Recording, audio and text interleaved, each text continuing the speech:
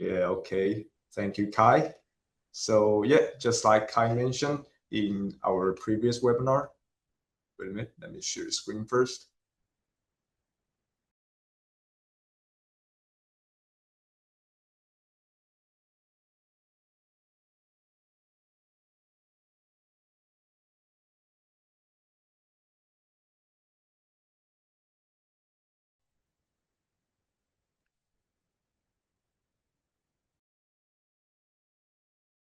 Okay, so can you see my screen? There you can, I can see it now. Yep. Okay, yeah, good. Yeah. So yeah, in our previous webinar, we covered how to leverage 3D dummies, blockouts, and our 5,000 contents for image generation using 3D to image workflows. And we also learned how to create video using start and frame method.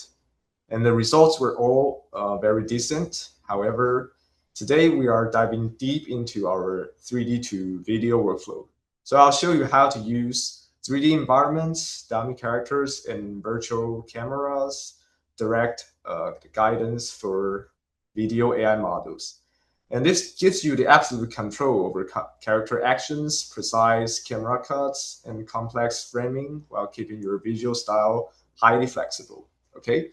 So yeah, I think we can jump into our first part, basic skill and control. So just like the last time, I will show you from the very basic. I think we can start from our simple project right here. Okay, just click into it, 3D to video. Okay, second. All right, so you see right here, it already automatically load up all the material that we used for this simple project in our 3D to video tab right here. Okay, so right now we can just click on this, edit 3D scene, so that we can take a look at what exactly do we have in this project. Okay, so you can see here we have our gray model right here. And previously, we already mentioned that we use gray model for a specific reason because it has the possibility for using AI to change the outfit by only prompt. So we use gray model for great reasons. Okay, and also, yeah, definitely we can use this to play our video. You can see here's the project right here in our 3D scene. Yeah, it looks like he's talking to this guy over here. Okay. Yep. So definitely we can. You'll notice that here in our range, the video is playing in this specific range right here. We call it a time range. So basically, this time range is very important because it controls how many frames you want to capture from iClone to our AI Studio. Okay, so you can actually very easy. You can just drag it right here. For example, maybe I don't want that video to be that long. You know, you can just maybe drag the end frame right here to maybe like 300 frames is enough for me. So right now, you notice that the video is shortened. It's very easy, okay? And then definitely you can just capture this range back to our iClone. Okay, last time we used this a lot because we captured the first frame, the image from our 3D viewport. And right now we can use this one instead, like capture video from 3D viewport. You can just click on it and you'll notice that it starts to capture the video back to our AI Studio. Okay, so this is the one video that we captured from our iClone. And you notice that the time range is exactly the one that we set in our iClone. Okay, and then we already have our first frame right here. Okay, so and here's a quick tip that you can always delete this video by hover up onto it, and then you can just delete it. And maybe you can make a more adjustment, and then you can just capture it again. And you can also capture it again from our AI Studio. Just over here, we also have a button to capture the video. So you see, it's a two-way option. You can capture either from your iClone or either from your AI Studio. Okay. And yeah, so we already have our prompt. And you also notice that we didn't check this one. This one is very important because apply camera movement in this simple project scene, there's no any camera movement, right? So we don't need to enable these options because you don't have the camera movement. But later on, when we have some camera movement, make sure to check this one, okay? And then, yeah, I think I'm just gonna hit generate. Right, so while we're generating, yeah, I think we can try something more, okay? For example, like maybe you want to change the first frame of your style. You might wonder, Howard, where does this first frame image come from, right? So yeah, I'm gonna teach you how to do that. So actually this image is straight from the 3D to video, 3D to image right here, because last time we already told you how to do that, okay? So yeah, it actually works the same, just like the last one I told you, last webinar I told you. You can definitely capture the first frame from here, okay? And definitely I would select Nano Banana Pro because Nano Banana Pro is usually better in generating stylized character. Okay, so definitely I will use Nano Banana Pro, and then you can just capture the image from here. Let's see. Okay, so right here, we just click on capture image from our 3D viewport, and then you get this result right here, okay? Okay, and then at the prompt section, I think maybe I can show you how to prompt this. Let's take a look. Just copy this prompt. Prompt is very easy though. Just like this, two men from the future world. They wears robotic high-tech clothes. Yellow dummies are the LED shop sign and tables right there. They're very cool. And then definitely maybe we can also add some idea inspiration prompt right here. So you see we have so many preset for the prompt. And in this inspiration idea prompt, you can actually just apply them into our prompt. And so that you'll get the scene of a cyber city. Yep, I can't wait to see the result. I just hit generate. Okay, just wait a minute. All right, so yeah, later on, we can definitely see the result. Okay. And also just a quick head up, like you can definitely use our hover over here to see the exact prompt inside our prompt preset right here. You see we have actually so many text in this prompt. And what's better, you can even like right click on it. You can expand the prompt. You can see that exact prompt right here. You can even modify a little bit. Okay, and oh, right now I think our first frame has already generated out. Sorry, this run right here. So this is the image that we generated. Okay, you can see that it's directly from the image that we captured from our 3D scene. And by using this prompt, you can get this kind of a result in the cyberpunk world. It's very interesting. And just like I mentioned, they wear, the robotic suit because they are great models. So you can easily change their clothes by changing all these prompts. And also the yellow dummy you can see right there is definitely LED sign. If you take a closer look, you see a Neotech ramen. Yeah, I think it looks delicious. Maybe I'll try that. Okay. Yeah, so yeah, the result actually looks pretty great. And when you get this image, you can just switch back to 3D to video. And you'll notice that it automatically brings the result to 3D to video as the first frame. And this is very important because the first frame represents the overall style of the video that you're going to generate later. Okay. And right here, I think I don't need to capture the video again because I'm gonna use the same video as it was, okay?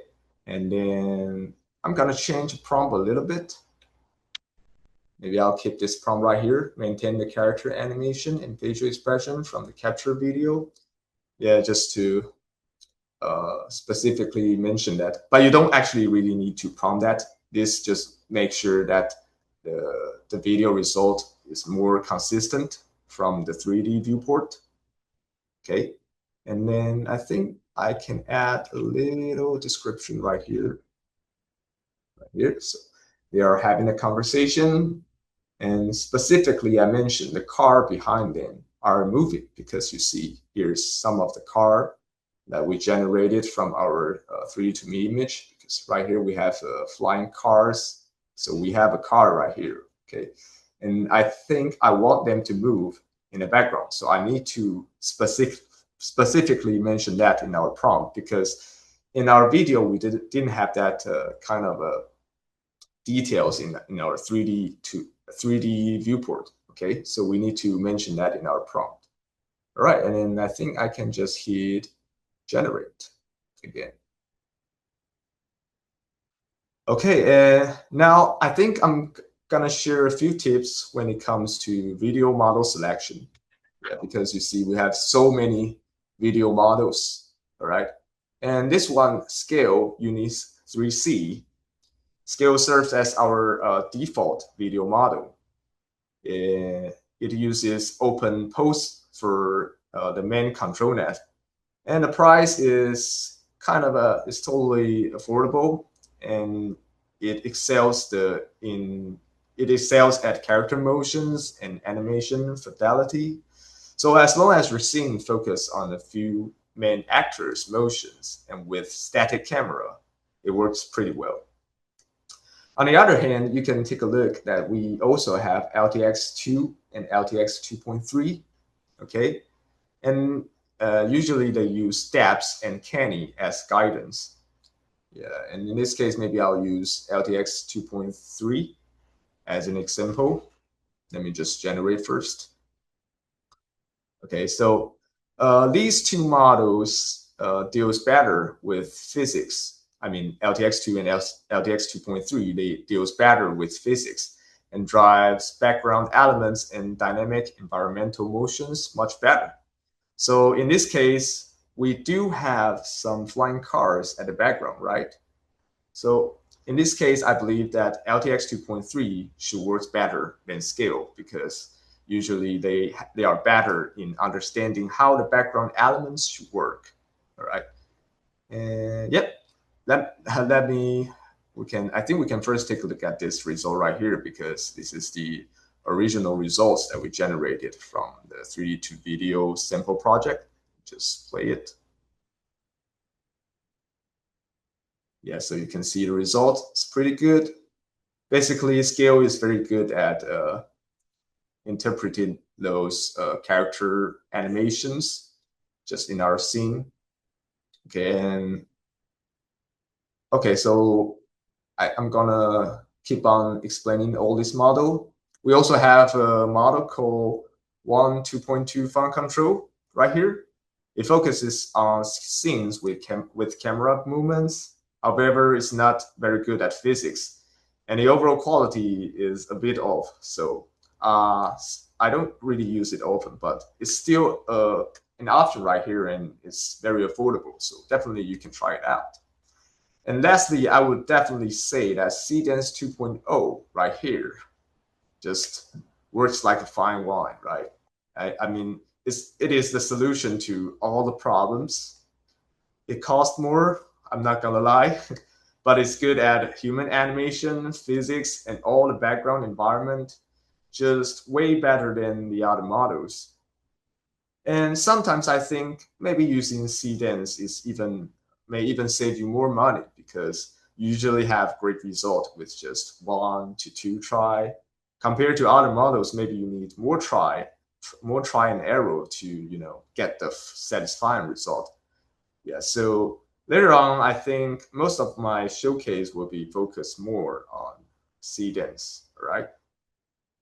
Okay, so yeah, I think these two video are still generating. It's okay. We can maybe move on to the next part. So yes, you can imagine that with different first frame render result, combining with the same 3D guide video, you can create many variations of the scene. And the model selection is very important. Just find the best one for you, and for each situation, you can choose the best model just as you need it, okay? All right, so the next part, the next part, I'm gonna further utilize the concept of dummy. Just like we mentioned in the last webinar, even if you don't have an actual 3D characters in the scene, you can just drop in a basic robotic dummy and combine it with our AI actor, okay? So yeah, I'm gonna show you how to do that. So let's just get back to our 3D scene. I'm gonna close the timeline. All right, so we can keep the yellow dummy right here, okay? Just keep it right here. It's okay because we're still gonna use it, but we're going to replace these two characters. We can find it in our content manager, our characters pack. This is a free resource, so everyone can use it. And in our character, you can definitely find some robotic dummy. All right. And maybe I'll replace this one with the dummy male character. Just replace it. Okay. And for this one, I think I'm going to replace with a female dummy character because later on I'm going to use this as a female character. All right. And also, I would like to change the color of the dummy because later on we will use that prompt to describe which color is who. So this is very critical. All right. Let's see. It's very easy. We can click on the character and then go to the Modify tab right here in the Material tab. We can just scroll down, select this specific material right here. You see, originally it's white color, right? We can change the diffuse color right here, just clicking on it. Yeah, we can use the preset color. Maybe I'll use this one. All right. And also this one, I'm gonna change maybe to blue color. All right, that should works pretty fine. And I'm gonna capture the image again. Okay. Yep. All right, so we have our image right here. Okay, and yeah, I believe the LTX 2.3 has already rendered out. This video is rendered out by LTX 2.3, and I think the scale is still rendering. It's okay. We can take a look at the LTX 2.3 result. Let's just play it.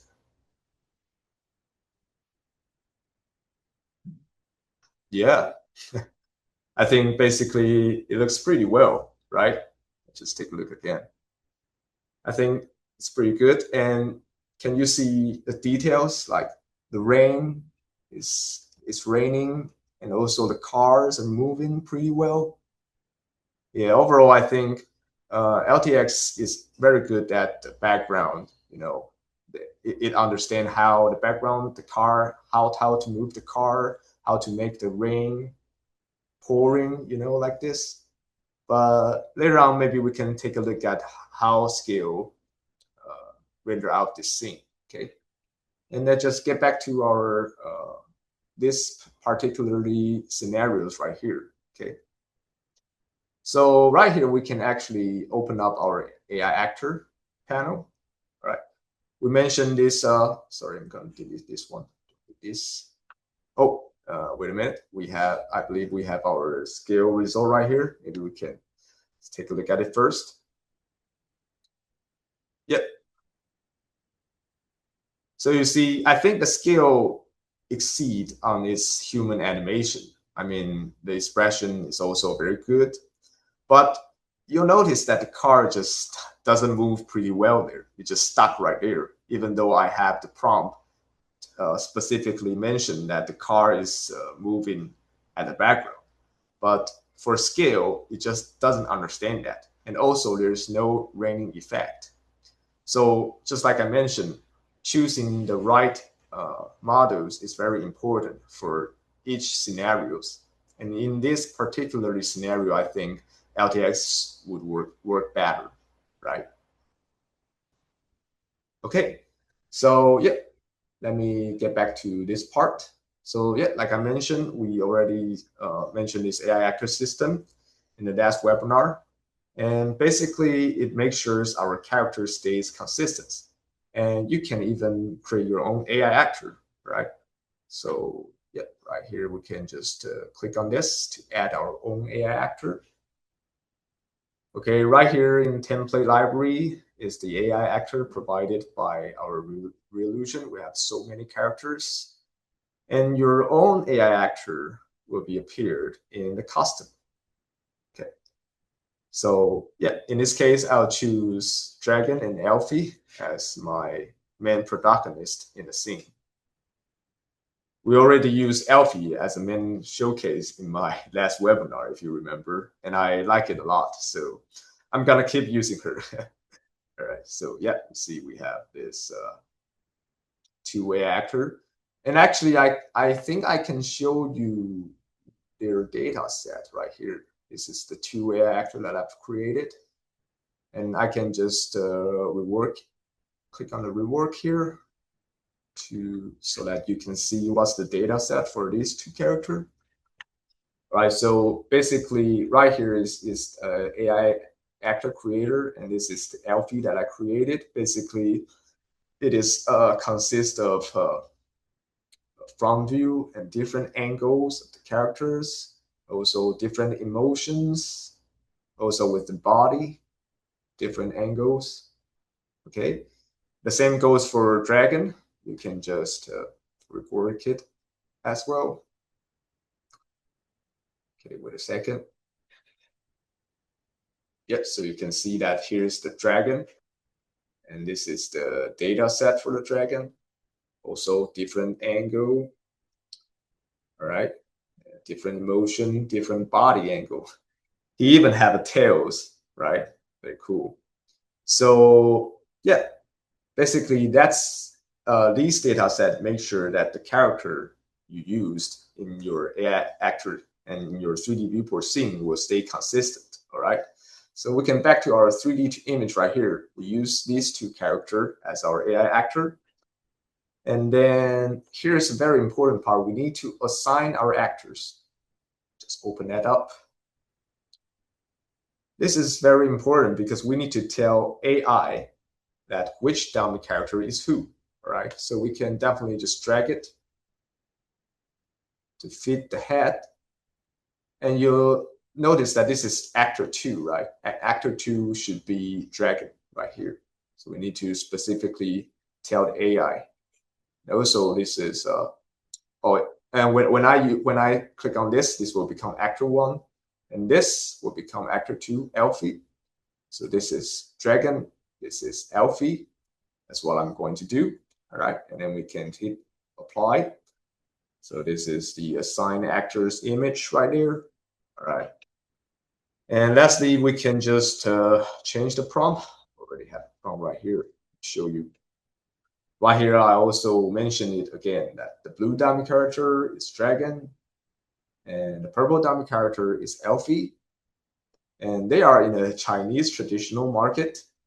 Transform the yellow dummies to a sign and a table for merchandise. Yep, I'm just gonna generate it.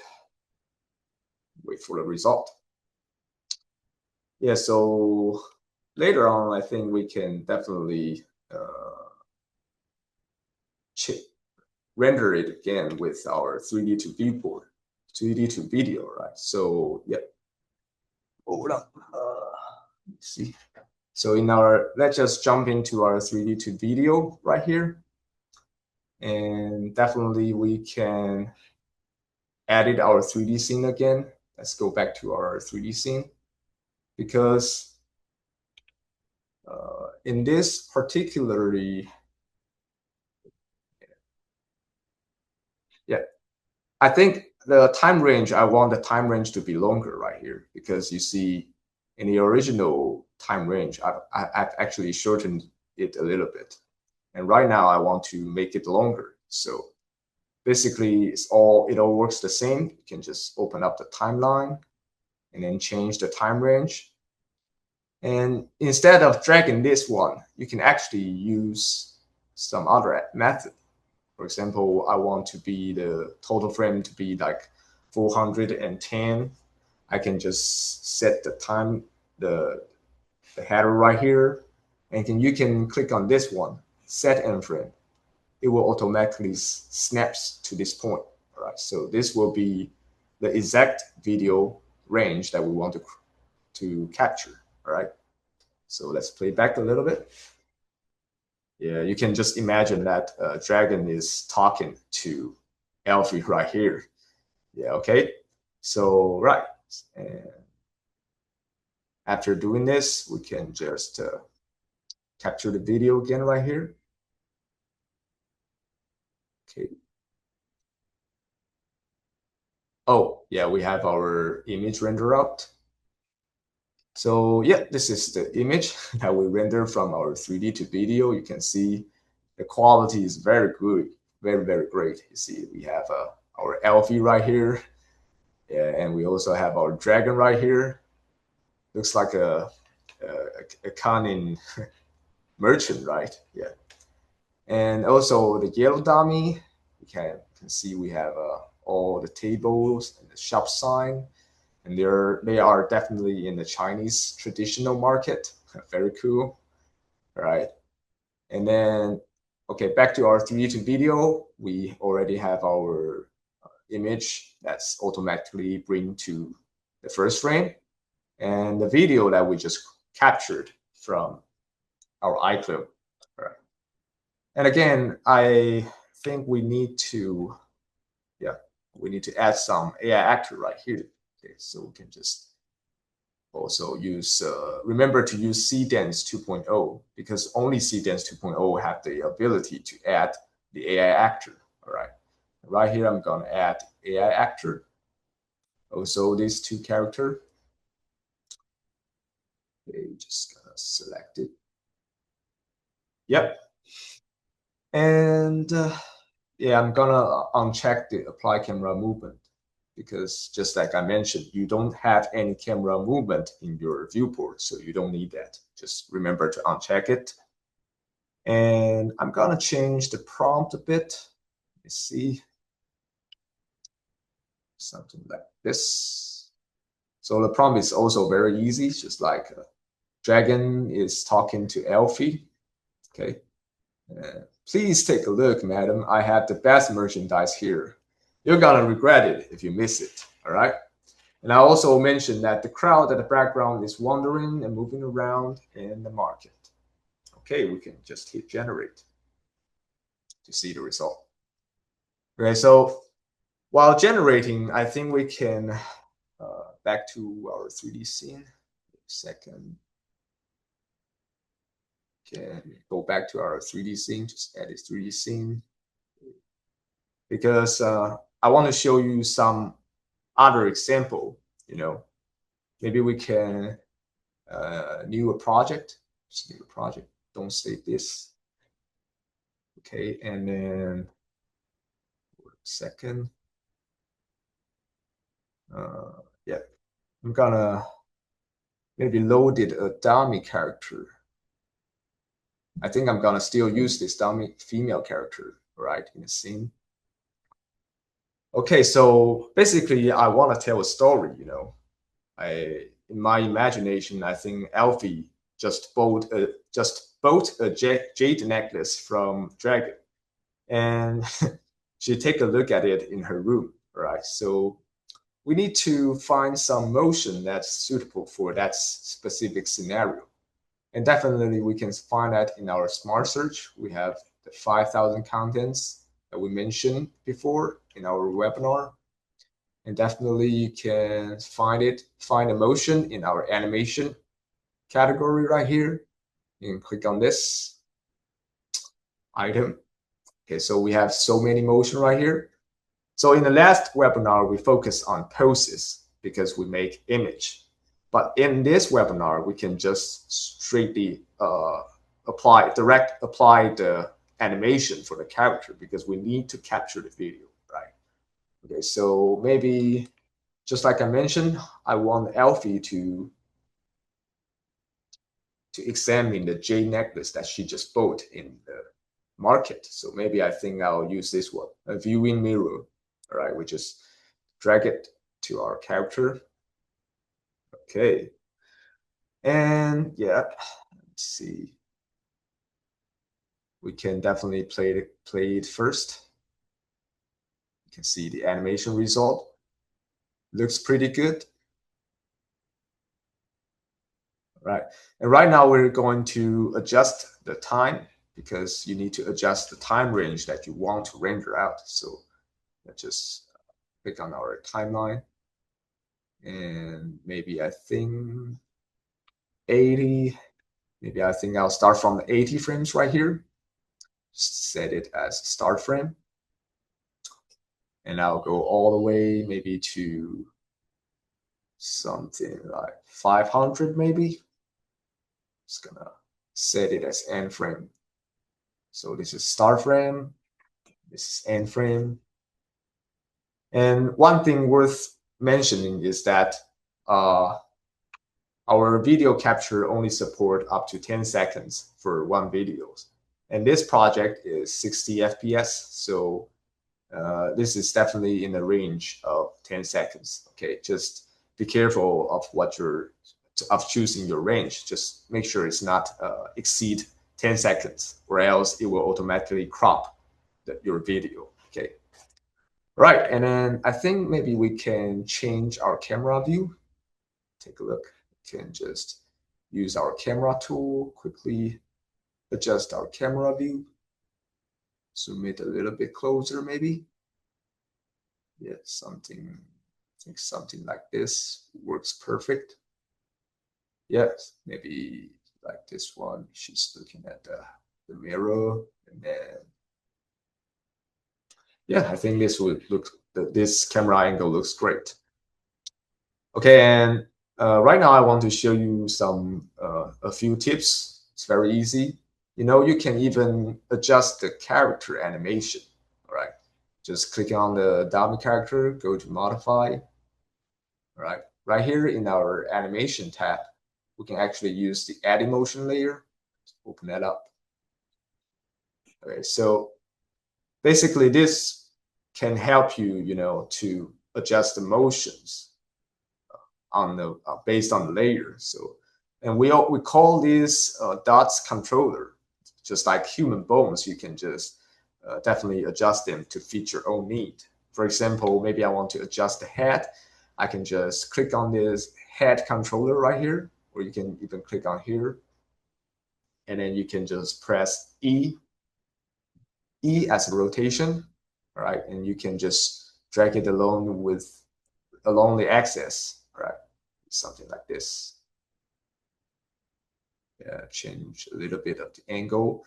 This will definitely affect the result of what AI is going to interpret.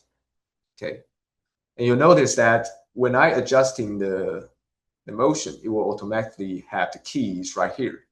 Okay, so right now the key is recording it right here. And of course, you can even change the arm, maybe like drag it a little bit here. This is what we called forward kinematic. You can adjust this very easily. Yeah. All right, and maybe we can play that out. And you'll notice that right here, the head might seems a little bit off, right? It's okay, we can just definitely click on reset so that it will went back to the original pose. All right. And definitely we can see final result right here. It's pretty easy, just adjusting our character motions, dragging those controllers can be very intuitive. All right. And after that, I think I'm satisfied with the result. Let's close the timeline, and we can capture this as our first frame. So we just capture the image from our 3D viewport. Okay. Oh, wait. Yeah, this is our the video that we just rendered out. Okay, maybe we can see the result. Okay, just remember that we just prompted right here. I asked AI. Dragon is talking to Elfie, and he said, "Please take a look, madam. I have the best merchandise here. You're gonna regret it if you miss it." Let's see the result. Oh, and this video has the sound because it's rendered out by CDENS. So I think I'm gonna share the sound with you. Hold up a second.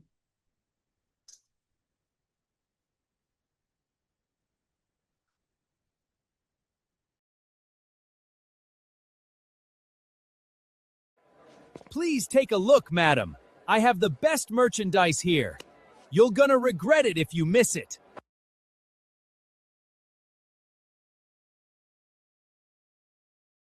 So, okay. So yeah, I think the results looks pretty good. Share again. Okay, so yeah, I think there is very good, and the dragon really looks like a county merchandise, right? A county merchant, right? It's very cool. So, okay, let me see.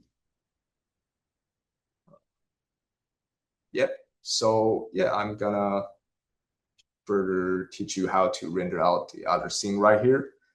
So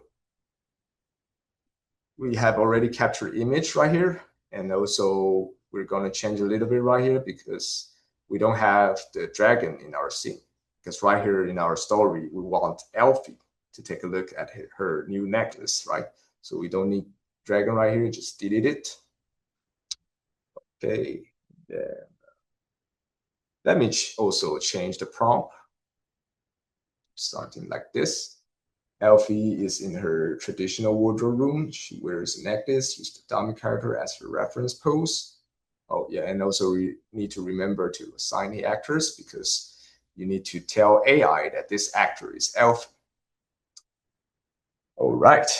Yeah, I think this result just generate. Okay. All right. So take a look. Yes, so it start to render, and then later on, I think we can definitely take a look at the result. So yeah, let's go to 3D to video right here. We can capture the video first from our 3D scene. Oh, this is the image that we generated. Yeah, so this is the first frame image that we just generated from our viewport right here. And then we have our video right here as well, right? Okay, and again, we don't need dragon right here because this is the elf. We only need Elfie in our scene. Right? And also, I'm going to change prompt. The dummy character is Elfie. Elfie says, "This jade necklace looks fake. That dragons bastards sell me this shit." Okay, yeah. Let's just hit generate and wait for the result. Yeah. Okay, so while waiting for the result, I think I can show you some other examples. All right, so let me close this tab. I've already set up the project for you guys, so I think I can load the project right here.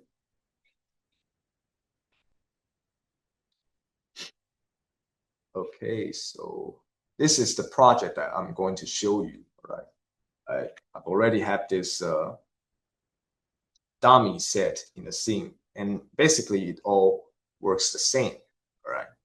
So this character is also our Elfie, and this character is our dragon, right? And I've already applied the motion to them, so this motion is from our animation pack right here. You can find like we have a fight stance, I believe. I used the motion from this pack. There are so many fighting stance motions. You can just drag it and apply it. And let's just take a look at the result. Yeah, very violent.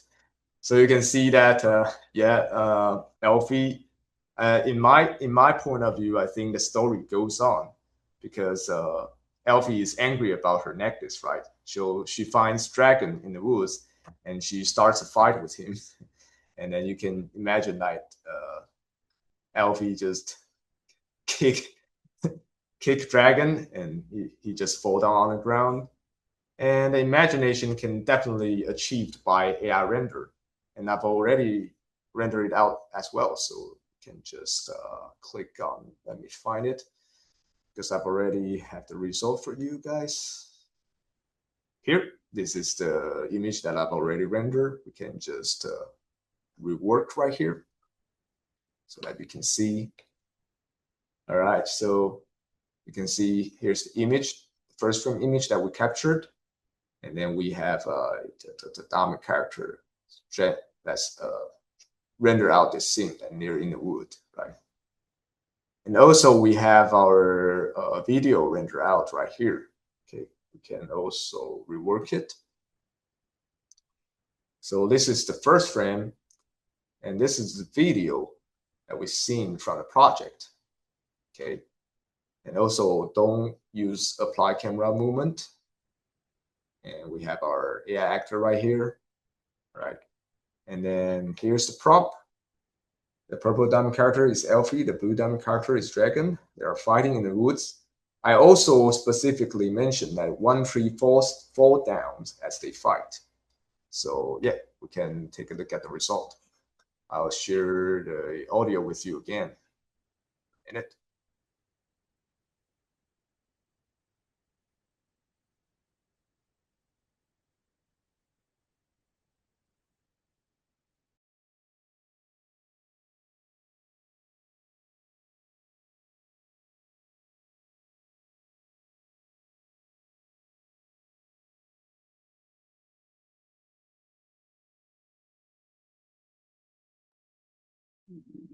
Wait a minute.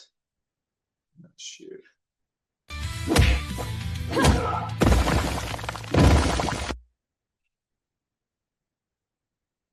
Okay.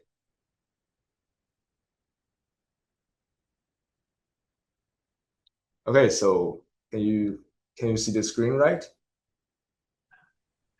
Yeah, we can see the screen fine. Okay, Saw okay, him, okay. crash Cool, into cool. the tree. And you also hear the sound, right? Because Yeah, exactly. today's webinar is kind of a little bit buggy right here. Okay, it's fine. Yeah, it's very cool. So you can definitely see the result and also the tree falling down right there. Very cool. Yeah. And yeah, I think it's the video render out. Oh, the video is rendered out. You can take a look at the video right here. So I'm gonna share again. Share with sound. This jade necklace looks fake. That dragon bastard sell me this shit?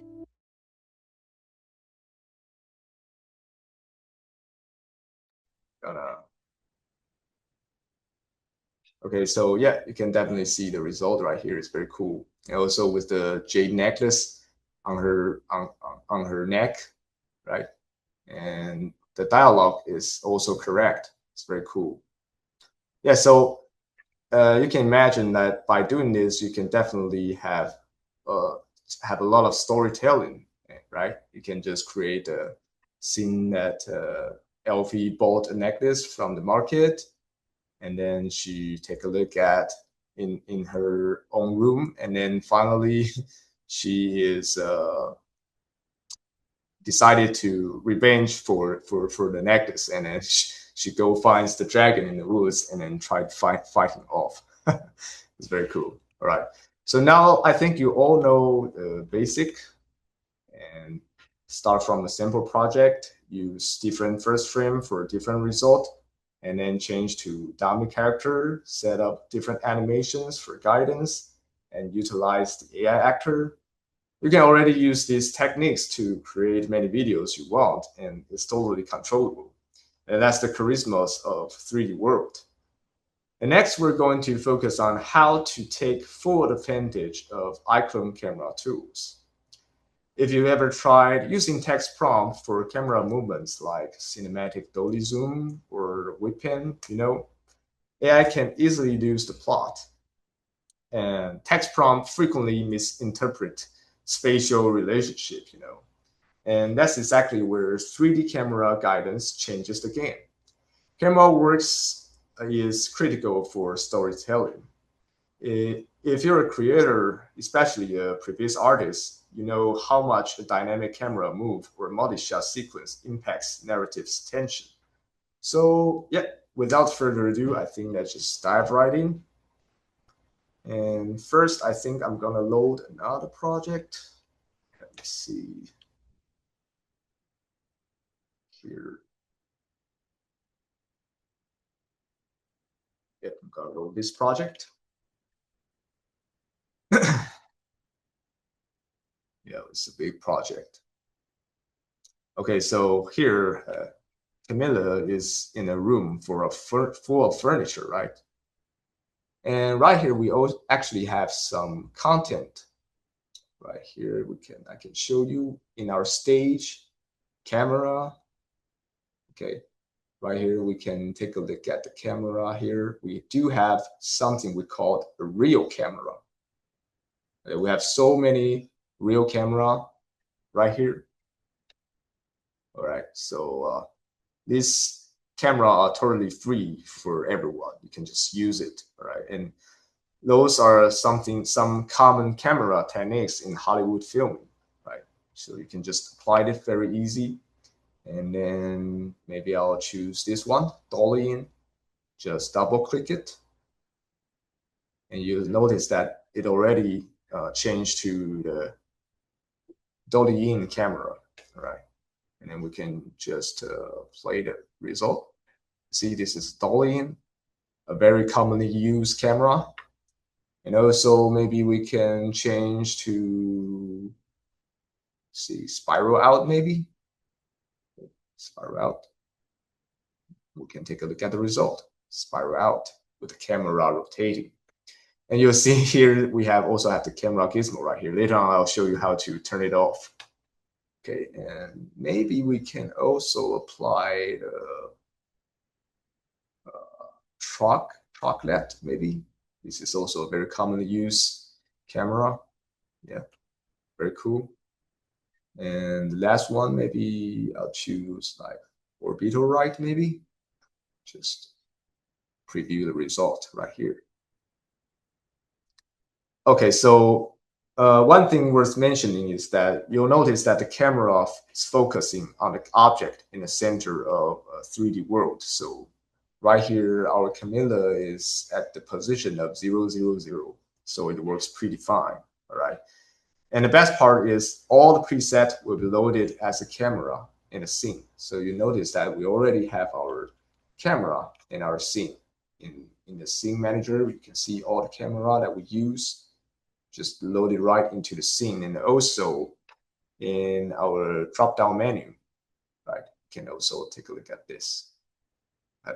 We have so many camera preset right here, and it's all loaded in the drop-down menu. And all you need to do is to switch those camera, okay? And definitely you can hide those camera by selecting them and use this gizmo to hide them. All right, dolly in, spiral out, okay, chocolate. You can switch them at ease, very easy, right? And what I'm going to show you is maybe I can use spiral out as an example, maybe. Yeah, so we can definitely open the timeline and then we can select spiral out. You can see this is how the camera works. It has two different transform key right here. So basically just go from this start point to this end frame, all right? And you can even check it in our modify panel right here. Here's the transform information. You can see that from start frame to end frame, we'll have this result with the moving and the rotation all together. This is the magic of animation, right? And definitely the best part is you can just adjust however the keys you want. Like you can definitely make it a little bit closer, something like that. Okay, so once you do that, you notice that the animation will be a little bit different because it starts from a closer point, right? Okay, and of course you can even select the 300 frame right here.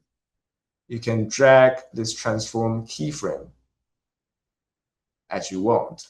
Maybe you can just drag it here to 200 frames, and then we can play it again.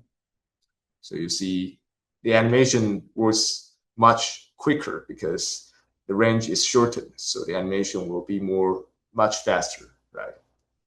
Okay. Yeah. So this is how you manipulate the camera very easily. And right now, maybe I'll just capture the first frame. Okay, just capture it. Okay. And definitely we can just render out the first frame again. So yeah, now a 3D to image. And this time, maybe I'll change to Flux 2 next because normally I think Camilla works better with Flux 2 Max. It has the cinematic look on her face, right? Okay, so the prompt will be very easy. Oh, I need to also add an AI actor. It's Camilla. In our template, we do have our Camilla AI actor selected. All right, and then it'll be very easy. Style would be photorealistic. We have so many style prompt preset. Just choose this one. And also the light, we have also so many lightings prompt preset. Maybe I'll choose this soft light right here. Okay, and then we can just hit generate to see the result. All right, and yeah, it should be working. So yeah, we can definitely go to 3D to video, and then later on when the image is rendered out, I can actually just use our CDENS again, and then we can capture the video from our 3D viewport. So yeah, this is the 3D viewport that we just captured it from our. So this is the video, and then we have the image right here. So this is the first frame image and the video with camera movement. And definitely you can utilize that, maybe add an AI actor and change the prompt and render it out. Yeah, but I have so much more I want to show with you guys. So maybe I'm gonna skip this part, just show you the result because I've already rendered out them already. Let me take a look. I can show you. Yeah, this one. This is the one that I've already rendered out. Can rework it. So this is first frame, also the video with camera movement, and we can take a look at the final result. Looks pretty great, right? And normally CDENS or maybe like LTX works pretty great on those scenarios, and definitely CDENS works the best, right? And maybe I'll also show you the preset truck left. Let's also rework it. So this is the video with the same first frame. You'll achieve the different result. Yeah. And also the last one, maybe I'll show you the orbital right. Let's also rework it. So this is the camera movement of the orbital right. Definitely we can play the scene again. Yeah, looks pretty good, right? Okay, so yeah, that's it. And you notice that I use the same first frame and then guide it with different camera preset, and then you can definitely achieve different result. And some of them are really hard to achieve by only, typing prompts. So that's where the 3D camera comes in, right? And now I think you know the basics of how to use our camera presets. What if we have a complex action sequence? Well, in this case, manual keyframing gives you the full control. So definitely I'll show you how to do that. Yeah, and it's pretty easy. Let me also prepare another project for you guys.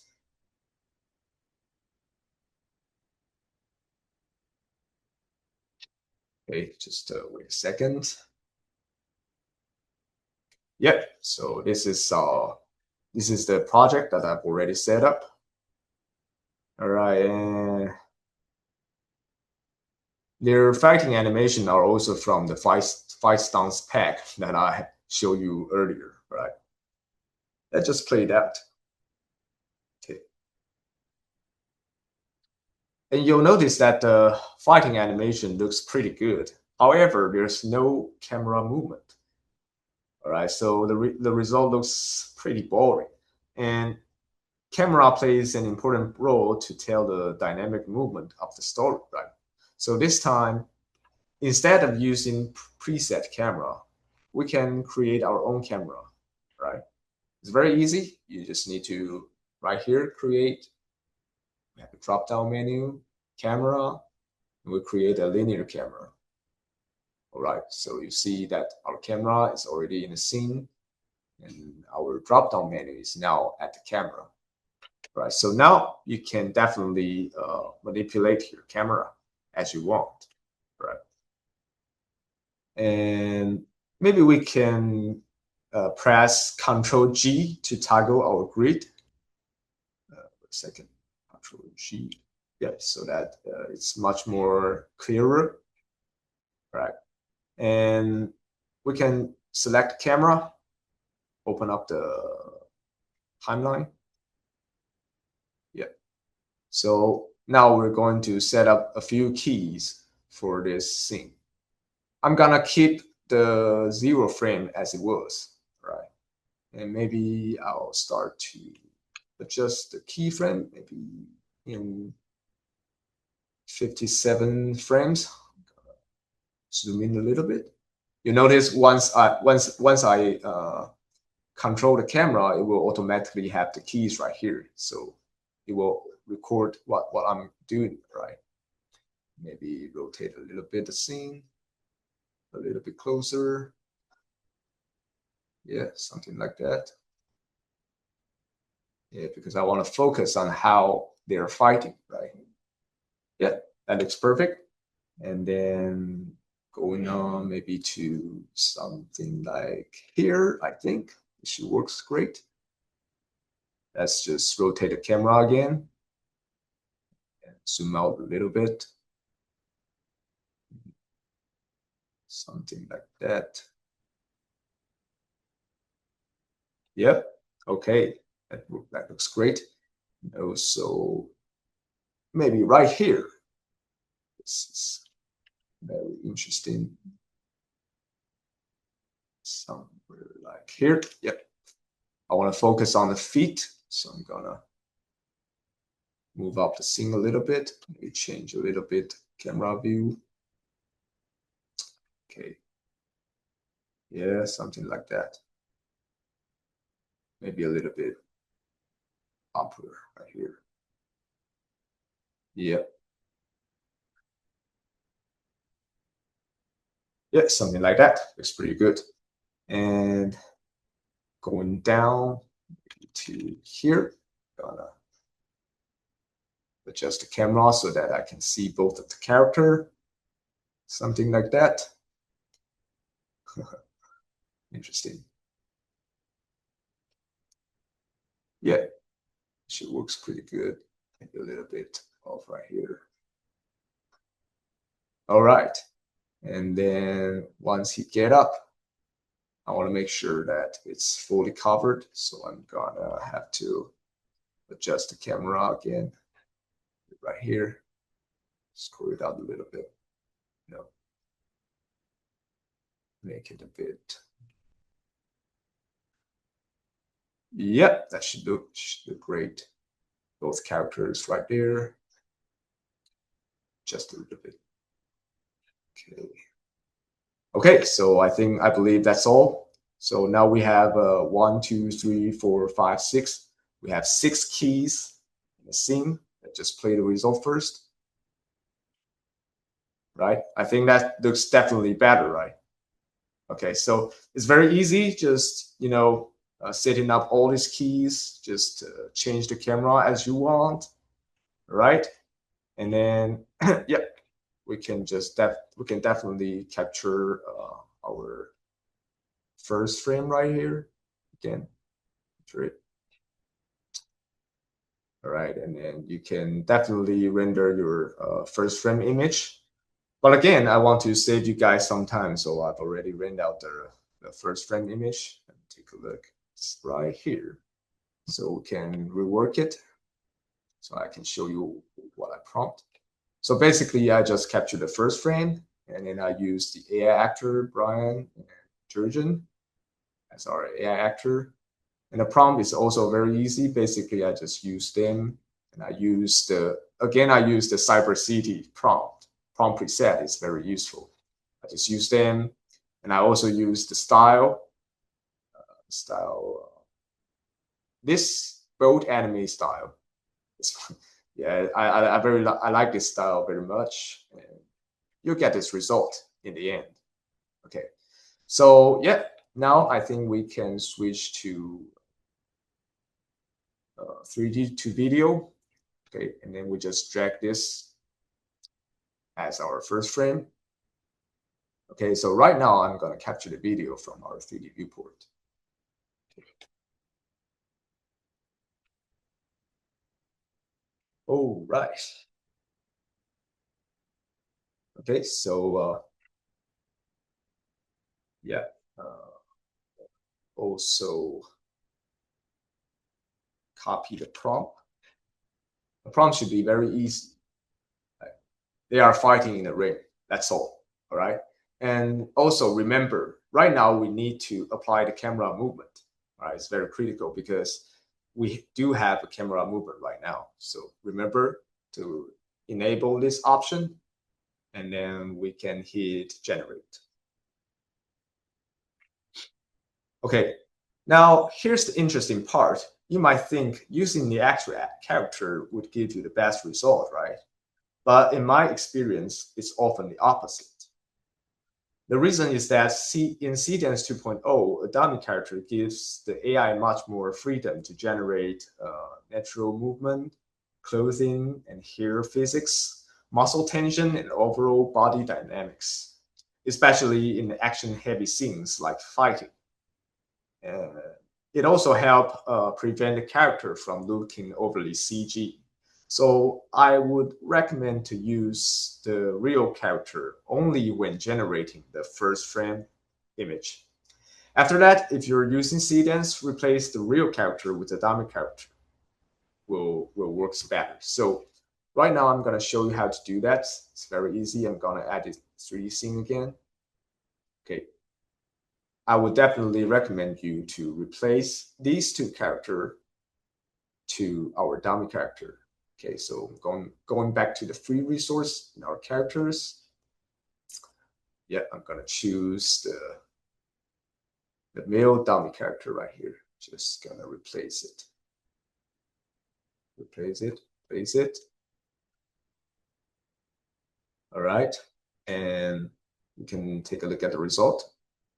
The camera still works the same. We just replaced the character. All right, and then just capture the video again. So right now we have our another version of a video right here. This is the dummy version, right? And I think we don't need to change other things. Just hit generate. Yeah, and later on we can see the result. For the different. This one is generated by the actual character, and this new one is generated by the dummy character. Okay, so definitely we're gonna take a look at how it will look later. Maybe I can show you something next.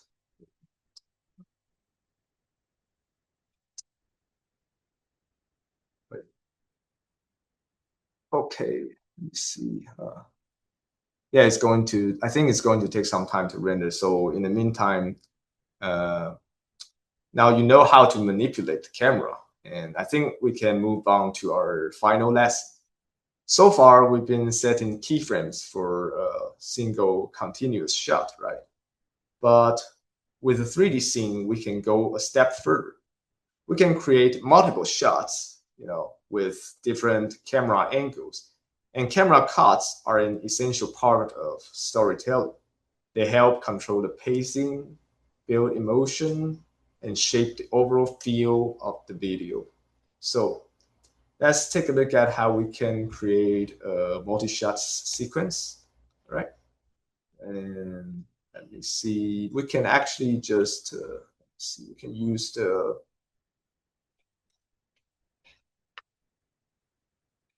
project right here. We already have a template project straight into our iClone, so you guys can actually do it as well. In our project, IC project, we have a project part 1. This one is a free resources. You can just click into it. And right here, we have our curve animation iProject. You can just apply that into our scene. Sorry, we don't need to save the project. Okay, yep. So I'm gonna press Ctrl G again to turn off the grid because we don't need it right now. Yeah, and basically this project already has multiple camera shots. You can see right here, and we played it. See, it does have some camera shots. And this is the second shot, the third shot, right? Very cool. And later on, I'll show you how to create your own multi-shot. But for now, I think we'll just use this as an example. And you know what? Surprisingly, the workflow is exactly the same. All you need to do is render the very first frame. You don't need to render the first frame for every camera shot. Just render the beginning of the video, okay? And we'll use that image as the style reference. And CDENS will maintain that style across all the camera shots, right? Very fascinating. Okay. And first of all, I think I'm gonna turn off the motion blur effect because you see in this video, it does have some motion blur right there. And actually motion blur affects how AI interpreting motions. So definitely, I think it is best that we turn the motion blur off. Right here, we have, we can open up the window, visual settings. Hold up a second. Yeah. Here we have the option motion blur. We can turn it off right now. So we can play it again. Now it looks better because it doesn't have the motion blur to affect the AI. All right. And now what we're going to do is to capture the first frame. All right. So we're just gonna capture it. And I think before we started, I think we can take a look at the 2D video that we just generate. Okay, the first one is generated, if you remember, is generated by the real actual character. Okay, and the second one is generated by the dummy character. Okay, so we can see the difference. Let me share the audio with you.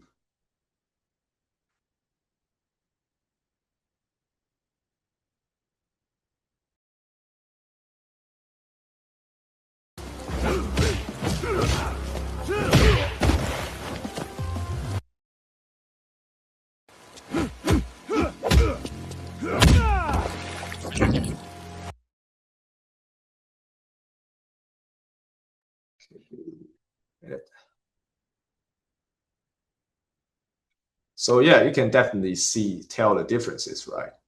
So this one is from the actual 3D character. You'll see overall, it's quite CG. You see right here. Yeah. So yeah, but with the dummy version, it's very cool. That's what I'm talking about. That it basically it maintains the style throughout the scene, and overall it looks more consistent. And that's exactly what I mean. So definitely you can use dummy as a guidance, and the result will be usually stunning. And the physics and the style is way more better. You can even take a look at the physics here, the closing, right, and hair, and the water is just right on spot. Okay, so definitely, just like I told you, if you're going to render out the scene with the CDENS, you can use the actual character to render your first frame. But later on, if you use video to render scene, I definitely recommend that you need to replace the character with a dummy character. Okay. All right. Yeah. Let's continue our multi-shot right here. So right now we have our first frame captured in our iClone, and we don't need an AI actor right now. Just delete it. Okay. And let me see. I can change the prompt to this. The dummy is a cyberpunk hero. All right. So yeah, this dummy character is a cyberpunk hero, and standing on the top of the building. Okay, and keep the composition unchanged. All right. Now I'm gonna hit generate. Wait a minute. I think I can also maybe add some. I'm gonna add a style again, maybe not style. I'm gonna add an idea again. So maybe I'll use this one, Cyber City again. Yeah, because this works pretty well. All right, and I'm gonna hit generate. Right. So yeah, basically, I'm going to go to the 3D to video again, and we can capture the video first. All right, just capture it. All right. Yeah, this video is a bit longer, and just like I mentioned, it has the 10-second limit, so you can see. Oh, right here we have our first frame image render out. You can see here, this is the first frame, and this is the result that we render out with the exact same thing that I mentioned. The dummy is a cyberpunk hero, so he even have a cape, right? And he's standing on the top of the building. You can even notice some of the dummy details that it works the same for the overall dummy structure of the building. It's just right there, it's very right on spot. And right now in our 3D to video, we have the video that we captured from our iClone. Yeah, it looks pretty good. And just like I mentioned, there's a 10 seconds limitation. So right here, you can see that the video only has 10 seconds, not the full length of the project. Okay, so just remember that there's a restriction there. Just remember to make sure that your video has the 10 seconds limit. All right. And of course, I'm going to check the apply camera movement as well, because camera multi-shot is also camera movement, right? And I think maybe we don't even need the prompt. Right? I'm just gonna leave it blank right here. Just gonna hit generate, right? And while waiting, I think I can rework some other example for you guys. See, I actually tried a lot of style right here. It's very interesting. For example, this one, I'm gonna rework it. This is exactly the same image, right, from our project, but I have a different prompt. The dummy is an tribe master in Mumbai city, and Kit is he's standing on the top of the building, keep the exact composition unchanged. Ruin city at golden hour, towering skyscraper with mosses, dense atmosphere, Indian aesthetic, and eventually you'll get this kind of a image result, right? Very cool. Okay, and then with that, you can create your video right here. Ruin video, we can also rework it. So I use it as the first frame. And the video is actually all the same, right? And then I don't have any prop, and I can show you the result. Share the screen.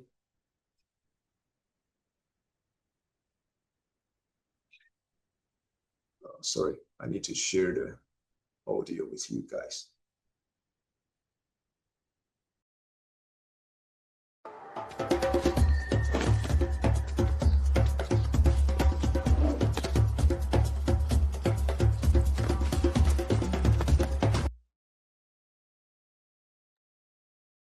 Yeah, I think it looks pretty great, right? And also, I think I can hear you another example. For example, this is a ninja style. I can also rework it.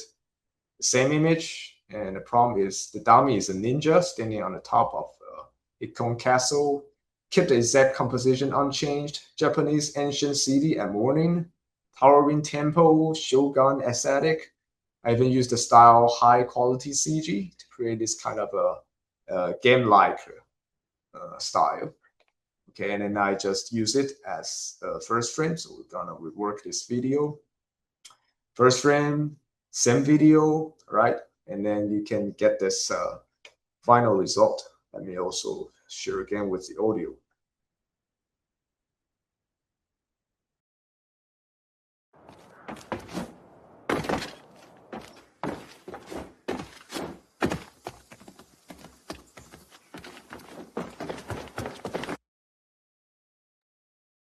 Yeah, it also looks pretty good, right? And it's a little bit weird at the end, but I think overall it still looks pretty good. Yeah, and all the multi-shot just is right on time. Right? I'm gonna show you the last one. This is the medieval image we have right here. I'm gonna rework it. Again, I use the same image with different description. The dummy is a medieval knight standing on the top of the castle. Keep the exact composition unchanged. Medieval city at noon, towering buildings, old-time aesthetic. I use the style concept art. This style is actually pretty cool right here. Concept art.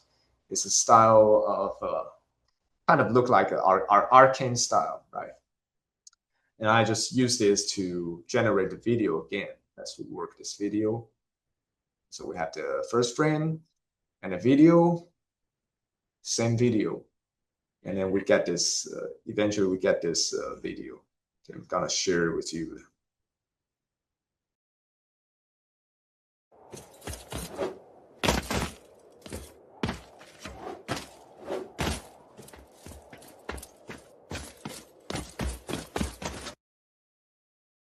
Yep, I think that looks pretty good, right?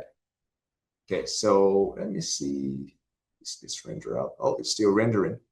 So, okay, so maybe while waiting, I think we can maybe move on to the very last part, I think. Let's see. Yep. So you see the fun just doesn't stop there. You know, with your imagination, you can create like completely different results from the same multi-shot animation simply by changing the first frame image, right? Yeah, one camera sequence, endless possibilities. Different style, different character, different moves, all from the same underlying motion and camera works. And that's the real power of this workflow, right? So while waiting, oh, I think the result just came out. Just see the result. Let me share the audio with you.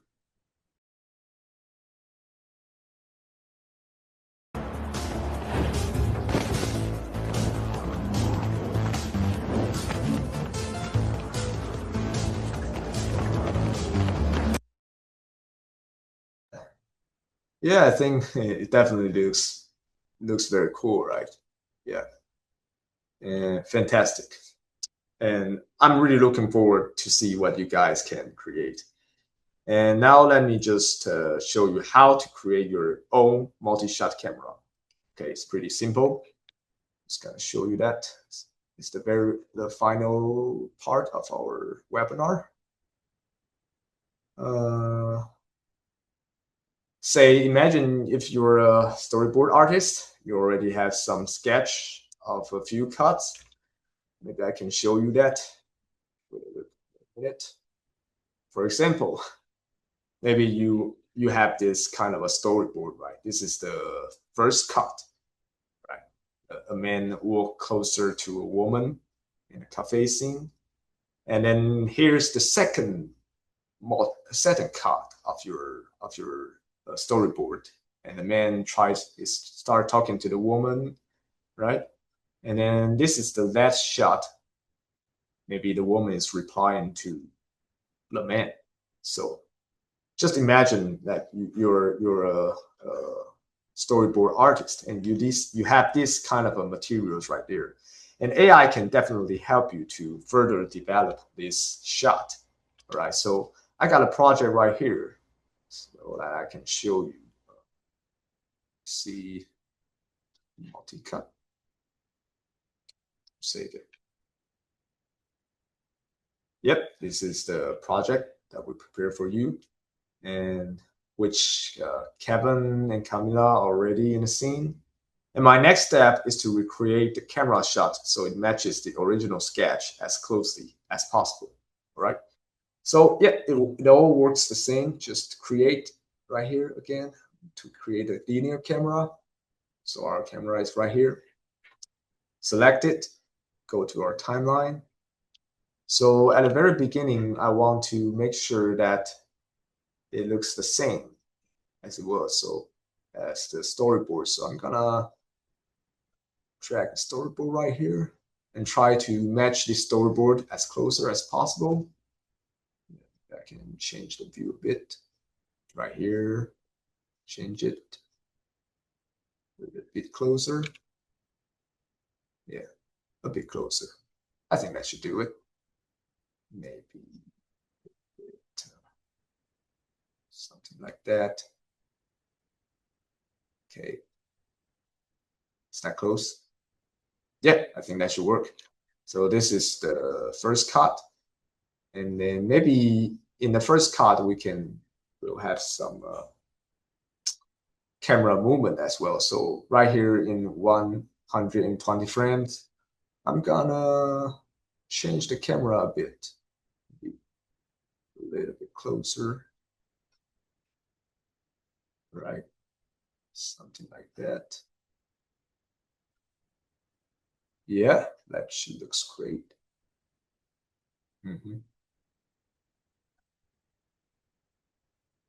Okay, I think that looks great. So this is the first shot. And then the second shot, I can definitely create another camera, another linear camera. So now we have our second camera. This is called camera 0, underline 0. And right here in 120 frames, I'm gonna use this as a reference to create my second shot. Okay, I'm just gonna change a bit of my camera, a bit closer. All right. Change it a bit. Maybe a little more closer. Something like this. Just camera view. Yeah. I think that's close enough, I guess.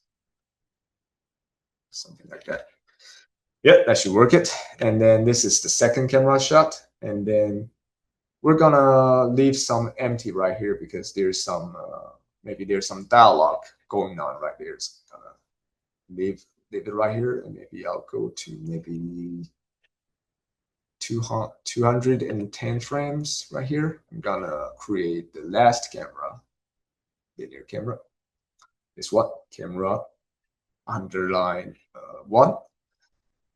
For the last shot, I'll use this as a reference. Okay, just again, adjust the camera, make it a bit closer. Yeah, something like that. Right, be a little bit right here, a bit closer. Right. Yeah, I think that's that should be close enough. Okay. Okay, so now we have our 3 camera shots. How do we make them become one camera with multi-shot? How do we do that? It's actually quite simple. We can switch to preview first. You'll see we have so many camera right here, 3 camera, right? But right now, I think we're going to hide the 3 camera first. Just hide it. Okay, now and you just need to switch to this camera right here. We have a switch camera. You don't need to create a switch camera, okay? You just right there as a default. Just go to switch camera.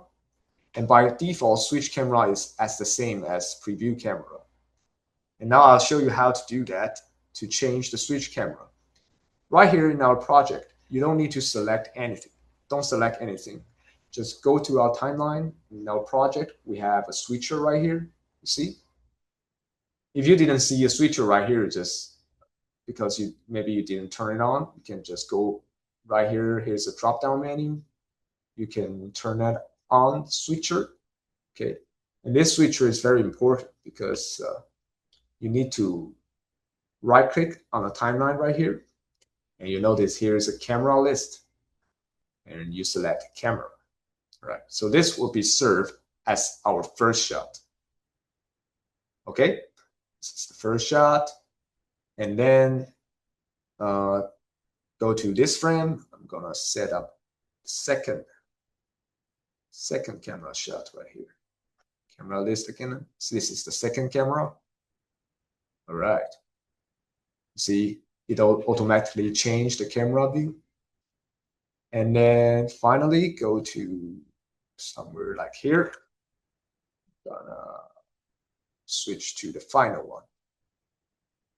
Yep, that should work it. So we can play it back to see the result.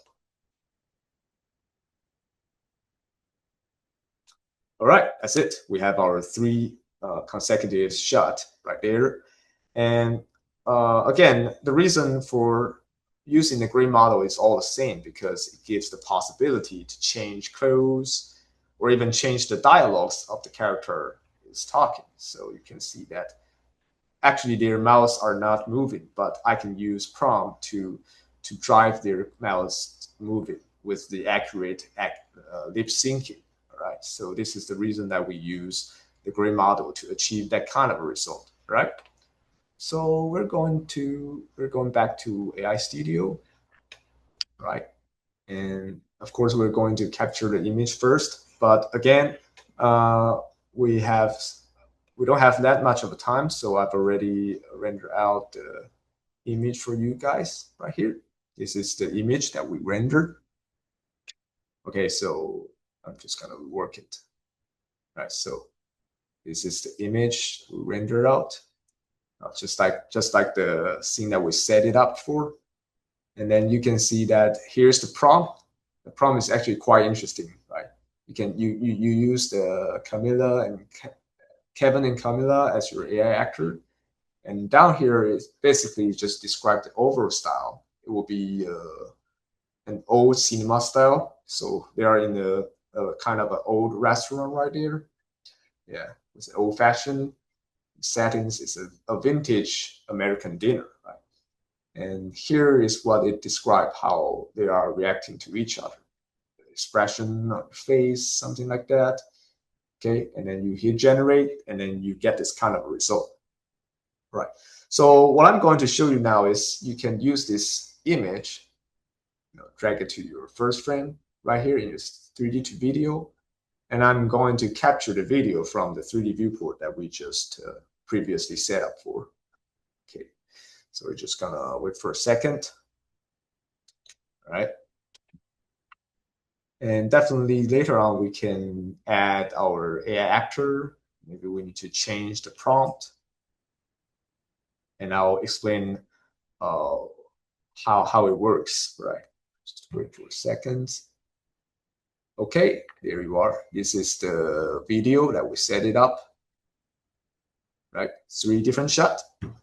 Right now, remember to enable this, apply camera movement, and also I'll add the AI actor, Kevin and Camilla, select. And the prompt right here is very interesting. I can show you the prompt later. Maybe we can just generate first. So because it's going to take some time. Okay, so let me explain the prompt. Right here is very interesting. You can actually use this as a title. You can use the AI actor as a title. Like Kevin, and what's the demeanor of the Kevin? Cold and guarded with visible muscular tension. And also you can describe the facial expression, right? So the micro movement, and finally the dialogue, like voice dropped by a barely audible whisper. I've got word on Jacket. He's still alive, right? This is Kevin. And then go on to Camilla. Camilla, the demeanor of the Camilla is anxious, breathless, struck by sudden disbelief, and then also facial expression, micro movement, right? And finally, the dialogue. Can you help me find him? Right? It's very interesting. So basically, you can use this kind of a structure to create many videos as you want, right? And next, maybe I can show you some of the result that I've already generated for for you guys. Take a look. This, yeah. Here's the interesting part, that you can actually use this kind of a prompt with the same first frame and the same video. You can create many scenarios as you want. For example, in this scenario, we can click on it and rework it. Okay, you see right here we have a different description. Kevin demeanor is becoming a funky with visible muscular tension, and he is confident, conveying happiness, right? And also I changed the dialogue a bit. Never seen such a beautiful woman around here. Want to have a drink? Yeah. And Camilla is kind of a elegant woman, flattered and happy, and her dialogue is changed to tell me about it, why not? So yeah, I think I can share with you the result. Sound. Never seen such a beautiful woman around here. Want to have a drink? Tell me about it. Why not? Yeah, okay, so it's really cool, right? And also here's another example. This one, I'm going to rework it as well. So this is also another different prompt. We have the Kevin as the demeanor is threatening with visible muscular tension. It's confident, and also I specifically mentioned with the Western accent. Got a dime, madam? I need a hell of a drink, right? And Camilla down here, she is horror and shivering, right? And with eyes shifting, flickering, and then the dialogue, she said, I can give you anything, all right? All right. So yeah, we can definitely see the result. Let's see, share the audio. Got a dime, madam? I need a hell of a drink. I can give you anything, right? Yeah, that's all. I think basically it just works pretty well. Okay, so see, still rendering. Yeah, it's still rendering. It's okay. So maybe we can wait for it, and then you can see that the possibilities of render out all this scene. They all have the same first frame, and they all have the same video. And with different prompt, you can definitely create many multiple situations right here, you know. And also with the multi-cut, it's right on point, right? All of them have the same multi-cut, and the cut is just very close to what we're setting up in our 3D scene. Okay, so because you can see by making this subtle prompts adjustment, describing dialogue, emotion and tone or mood, we can just generate vastly different performances from the exact same camera setup. Yeah. Okay, so I believe that's all for today. And to wrap things up, last time we went through the video generation methods like start and frame are great. However, when you need absolute control over precise actions, camera tracking, and multi-shot storytelling, guiding your workflow with 3D to video is an absolute game changer, right? It bridges the gap between technical precision and generative AI creativity. Whether it's a 3D to video, 3D to image, or 3D to video, they both share the exact same core philosophy. Leverage the 3D world to keep full creative control in your hands. AI shouldn't replace our vision. It should enhance render details and bring them to life. The creative power stays with us. By combining 3D precision with AI rendering, we unlock a truly ultimate workflow. Yeah, and I hope you've gained valuable insights from these 2 webinars. Remember, by mastering our assets, dummies, poses, animations, and camera movements, the power to create anything is entirely in your hands.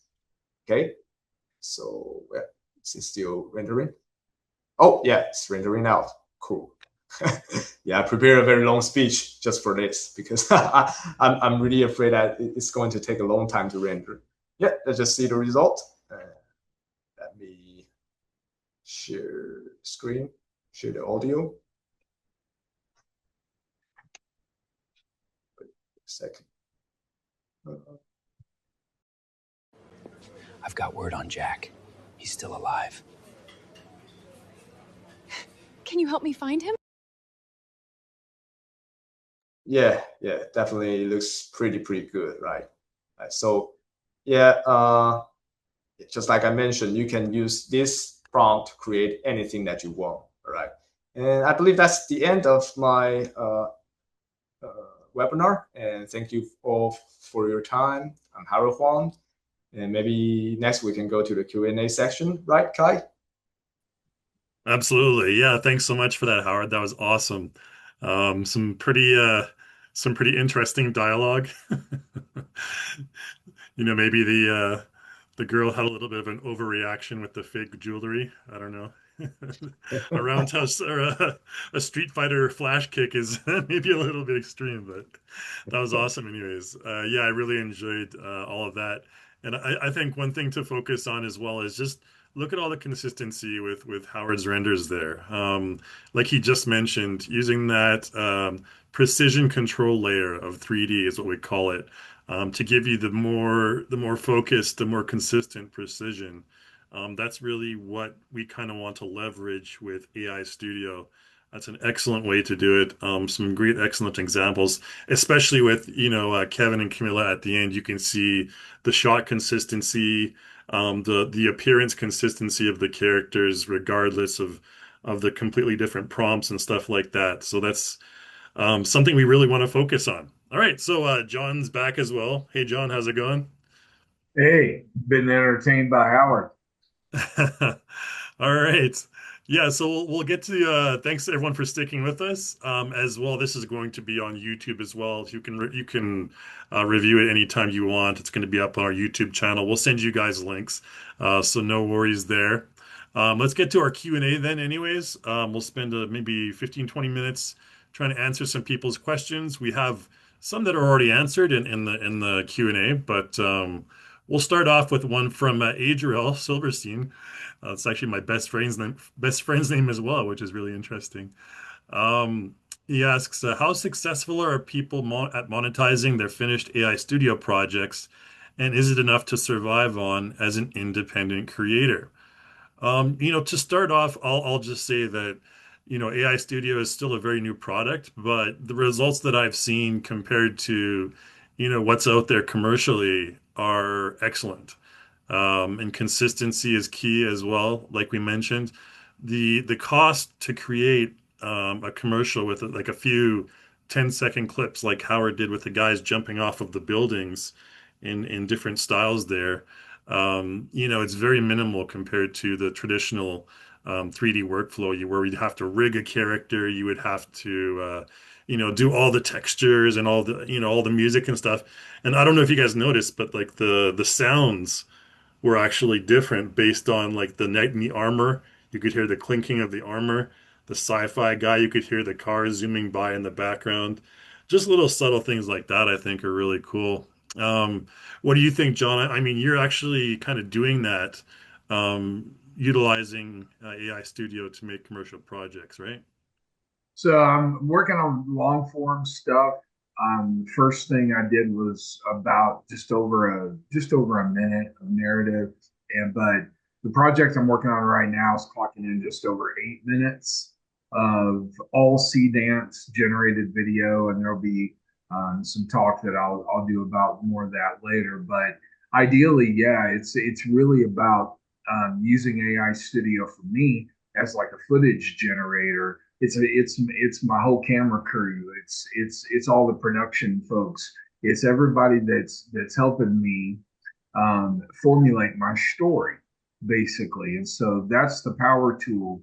But I always look at generating my video as a way to build what I need in the edit, because I think that's where the strength of the storytelling, no matter what you're making your story with, what the video is, if it's camera, if it's general traditional 3D renders, or this new frontier of AI. I think it all winds up being a practice of edit and storytelling that way. So that's what I'm doing with it. And there's lots of different methods that come with being able to do consistency over. AI actor is an absolute cornerstone of what I'm doing to give a consistent actor over 8 minutes of footage, and introduce other characters as well along the way. So yeah, I think all of these tips are very in line for everyone to be thinking about the stories they want to tell, and use these tips and tricks on really how to do that. Cool. Howard, do you use AI Studio for any commercial stuff yet, or just you're still too busy developing stuff, right? Yeah, not yet. Maybe in the future. There He's are the guy more who's developing the tool for us. Yeah. Yeah, Yeah, Howard's busy. Um, there are more avenues for you to be able to be a storyteller that wants to get their videos out, especially on the AI front. There's Escape.ai. There are a number of different YouTube-like and even Netflix-like services that are out there that are meant to do self-distribution. So, with this green light that you can give yourself, there are avenues out there that are growing. All right, cool. Let's move on to the next question, anyways, from Thomas here. He's asking, is there somewhere a metadata is generated in the files which tells us which engine it was made? I'm not actually sure about that. Howard, do you know? uh, which which engine does the engine means the The AI Yeah, model. models right here? like LTX or CDENS or whatever. Yeah. Okay, definitely. You can right click on the history file that you just generated, and you can go to find file, and right there in your folder you can find a JSON file right there. And in the JSON file, you'll find the details of how the video or how the images was generated. It will specifically mention right there. Yeah, and in our future version, I think we will add a feature to directly show that what's the model used for generating this image or video. Yep. You'll Right, have a yeah. Yeah, a lot of people don't realize that there's, the whole history library on the right-hand side there. And like Howard mentioned, you can just right click on that and you can open the file, and it'll have the JSON file with all the metadata there that you would probably need. So Yeah. thanks for that question, Thomas. Question from DW though.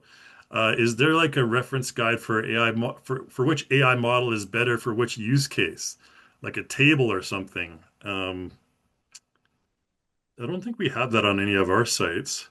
I think maybe in our manual, we do have some manual Yes, writing about yes. that. Yeah, maybe we can. I think Yeah. it's there. I believe it's there.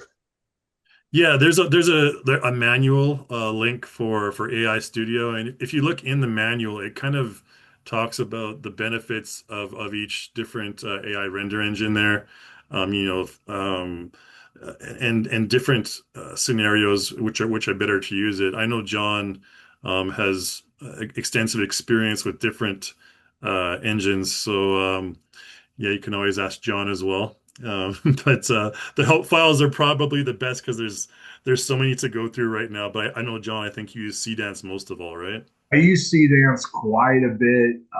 I think second to that, and for a long time it was clean. I used quite a bit there as well. Mm. So those bounce, back and forth. Now I will say, like, advantages of things like LTX physics. LTX has great physics.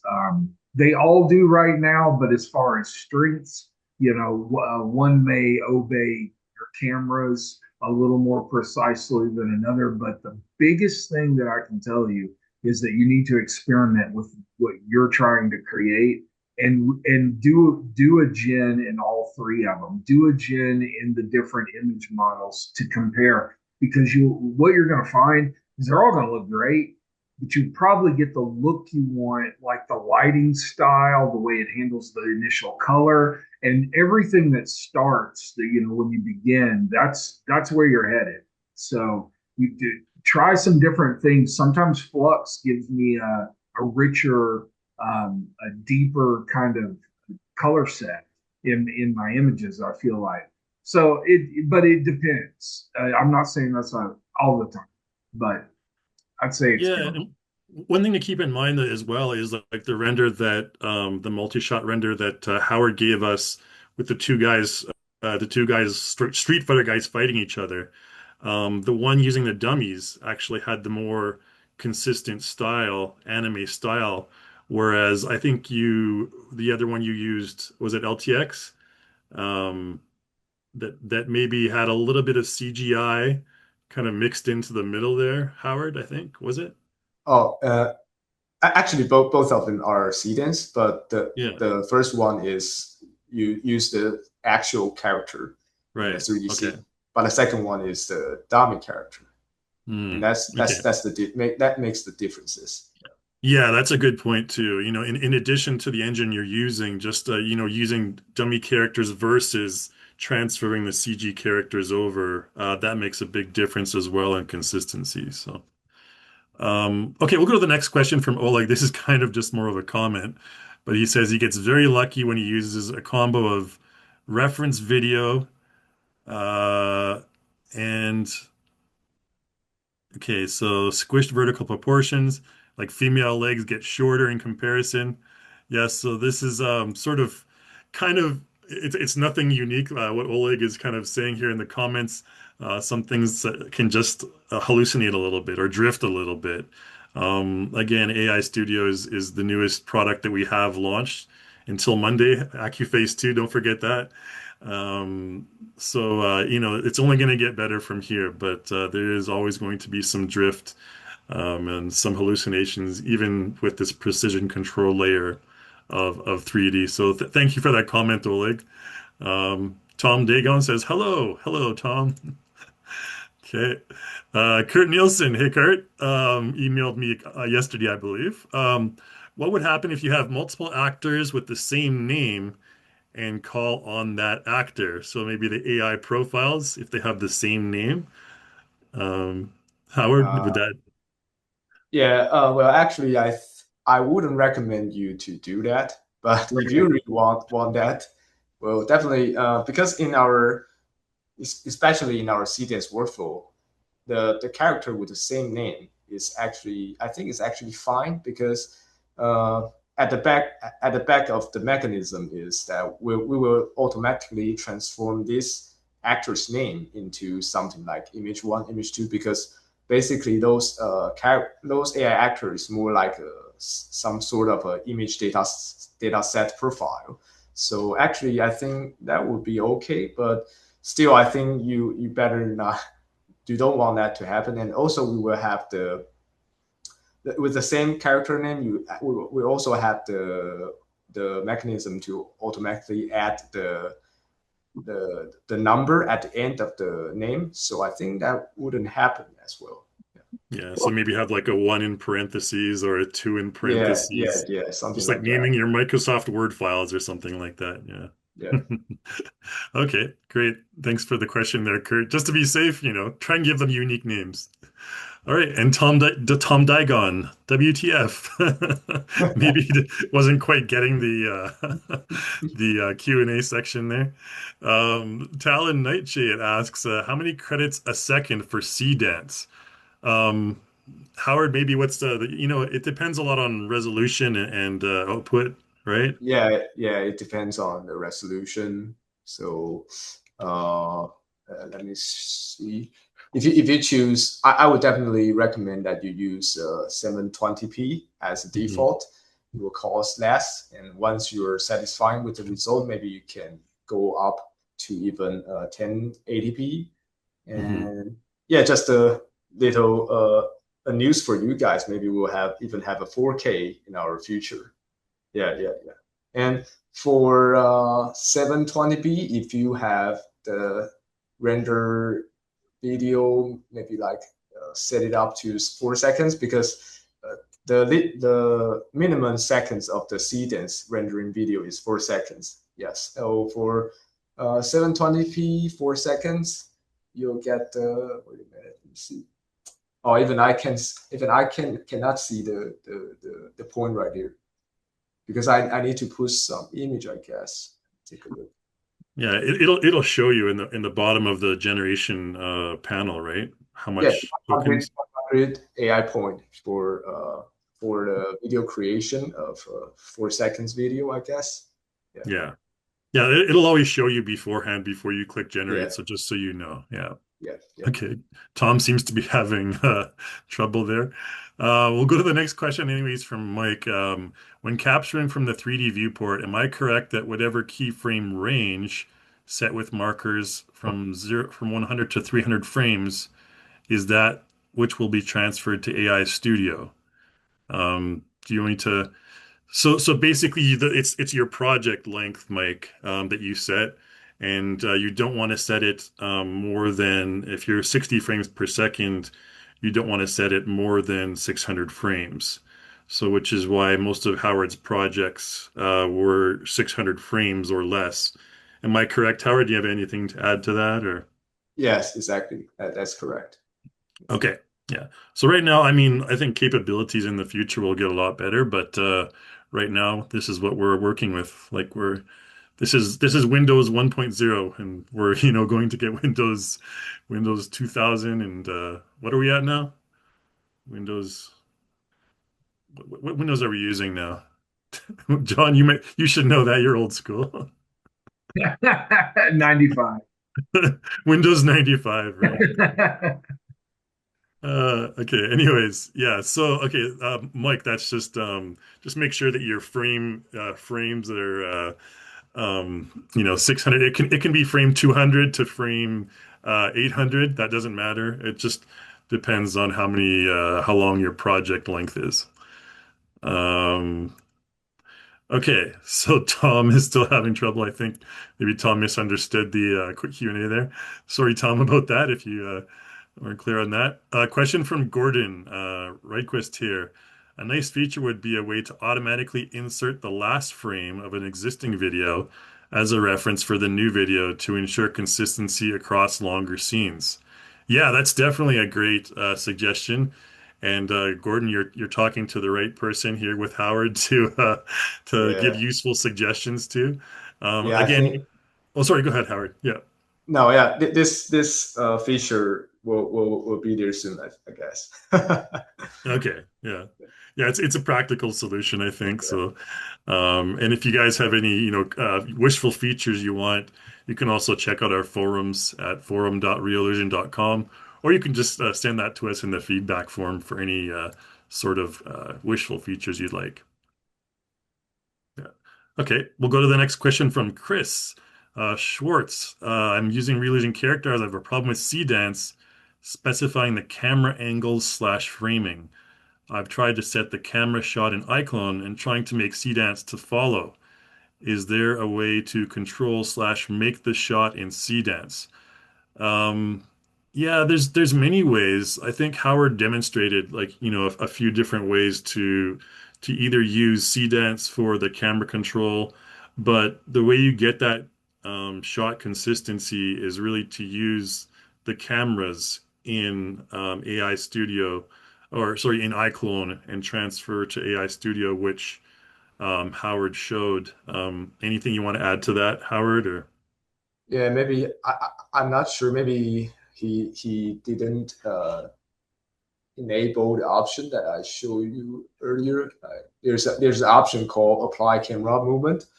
yeah, Be sure to enable that, because that would affect the final result. Because if you uncheck that, it will ignore your camera movement in your iClone scene. yeah, very important. And that's I believe right below the thumbnail for the 3D video, right? Yeah. Okay. All right. So hopefully, Chris, you got that. Another question from Chris would be, it would be great to set up a couple of single frames of different camera angles and tell CDENS to use those. So this would be maybe just have like a beginning, a middle, and a last frame, and just tell CDENS to fill in the blanks. I know we do have that for 2 frames, You can do but that actually with elements in CDENS. So you've got your start frame, and generally what I do is I don't use the end frame. I use the start frame, and then I will add the shots that I want as elements, as images, and then in the prompt I actually tell it, image 2 is the next shot, hold that for so many beats, more detail about that shot. Image 3 is the next shot. And, if I want a 3 camera sequence or a 2 camera sequence, I do it that way. So, yeah, I may render out my additional images from iClone just to be able to continue using that in the elements. So, elements are really strong to suggest that, because you can tell the AI what those elements are in your prompt and then reference that for it. okay, interesting. So when you say elements, what exactly are you referring to there? The images that get added to, when you're doing CDENS, you have a start frame or an end frame. But you also have elements that you can add additional images, videos, and audio that can support the creation of your video. And this is only available in CDENS that you can do this with. Right. Okay. So, but the images can either be support for other things in your, like, I want my scene to be lit like this image, you tell it that. You give it an image, you tell it that. I want, my next camera angle to be this image, you tell it that. And so you just load in multiple images, even videos or audio, to help guide what you want. Cool. All right. Question from Talon here. Just talking about audio, because I wanted to get some audio in here as well. When audio is concerned, can you pick the voice actor, and can you supply your own audio? What do you say, Howard? Yeah, definitely you can do that. You can generate your own. There's 2 ways you can upload your own voice right into, when you use CDENS in the 3D to video section. You can definitely also upload your own video to the reference, because today I only show you that you can add AI actor in your reference, but actually you can also upload your own audio onto that, and then you can specifically mention in your prompt that I want to use this audio as a background music or some characters speaking tone, something like that. So definitely you can upload that, and of course you can use our another function that we call talking actor. You can generate your own TTS right there. Yeah, just use the voice as a reference voice, type in some text, and generate the voice that you want. And then later on, you can just upload again in your in the CDENS 3D to video workflow as well. Absolutely. Yeah. And if you guys, you might recognize my voice from a few of our earlier tutorials. So I actually created my own voice profile on 11 Labs way back in the day. So there's a voice profile of me out there. So if you hear me saying any weird stuff, anything that doesn't sound tasteful, it's probably not me. There's a lot of audio of my voice out there. So yeah, just Now the weird stuff is definitely you, but nothing. yeah, it could be. You never know. Okay. Okay, so we already answered, can you pick your own voice actor? Okay. And then Dan B also asks about controlling audio in more detail. I think we kind of talked about that. Those are in the audio sections. And there's a whole tutorial section, guys, on our website, in our learning center, where you signed up for the webinar. That I can actually link it for you guys. And I'll throw this the category of AI Studio in there so you can browse those on your own time if you haven't already seen all of our AI Studio tutorials. But I'll put that link for you, Dan, in just a moment here. Let's see if I can hand off a question to someone else while I look for that. Dave Love asks, is there a feature to add multiple 2D reference images for environments or interior or exterior sets? Maybe Howard, did you want to take that one? Multiple 2D. In our do you mean like using in the 3D to video workflow? Because in our 3D to video workflow, we do not allow that to add in as a reference. But hi everyone. Ooh. In this tutorial, we will explain how to use 3D guided AI generation. Sorry, sound there. Yeah, it's okay. Yeah, yeah. So yeah, definitely you can, if you want to have multiple reference images, maybe you need to use in the video create mode that we show you last time. We have a start and frame workflow right there. You can definitely add some multiple reference image to guide the environment, interior, or something like that. But in our 3D to video, we only have one image loaded as the first frame, and it doesn't support other image as guidance for now. Yeah. Okay, great. Just for those of you who are, I put the link for all the AI Studio courses, the library for that in our chat. So if you want to click on that, you can save that and get all of the learning features that we've done so far there as well. How about let's do a couple more here. One's from Marcus Villaboim. The rendered images have a bunch of numbers as the name. Can I change the name to something more meaningful as the AI model used to render? I think he's talking about customizing the name of the renders in your history. The render in your history, definitely you can. Again, you can just click on find file and then go to the folder, and then you can change the folder of your name. That's all. Yeah, but does that, because I've actually never done it myself. Like if you change the folder name, is it going to change the data in AI Studio in the library, like the history? No, it's not. It's not going to change the name, right? It only changes the display of the name, but the rest should stay the same. Okay, but it'll change the name in the library. Yeah, it will. Oh, okay. Yeah. I think maybe what he's asking if it like could just prompt you to type in your own name for that specific render instead of just an automatically generated file name. Yeah. Definitely we can discuss with the team with that Wishful feature. Yeah. All right. Okay, Gordon is asking, can I send sample JPEGs to someone if they want to take a look? Just like a your JPEG render. Can you send it to someone if they want to take a look? Yeah, of course you can. Yeah. Yeah, again, you can use the find file option right there. Right click, find file, and Hmm. you'll notice that image right here. But I believe all of our image generation are all PNG, I guess. Yeah. Yeah, they're PNGs. Yeah. So find file is your friend, everyone. Just right click on your history and find file. And there's all your data right there.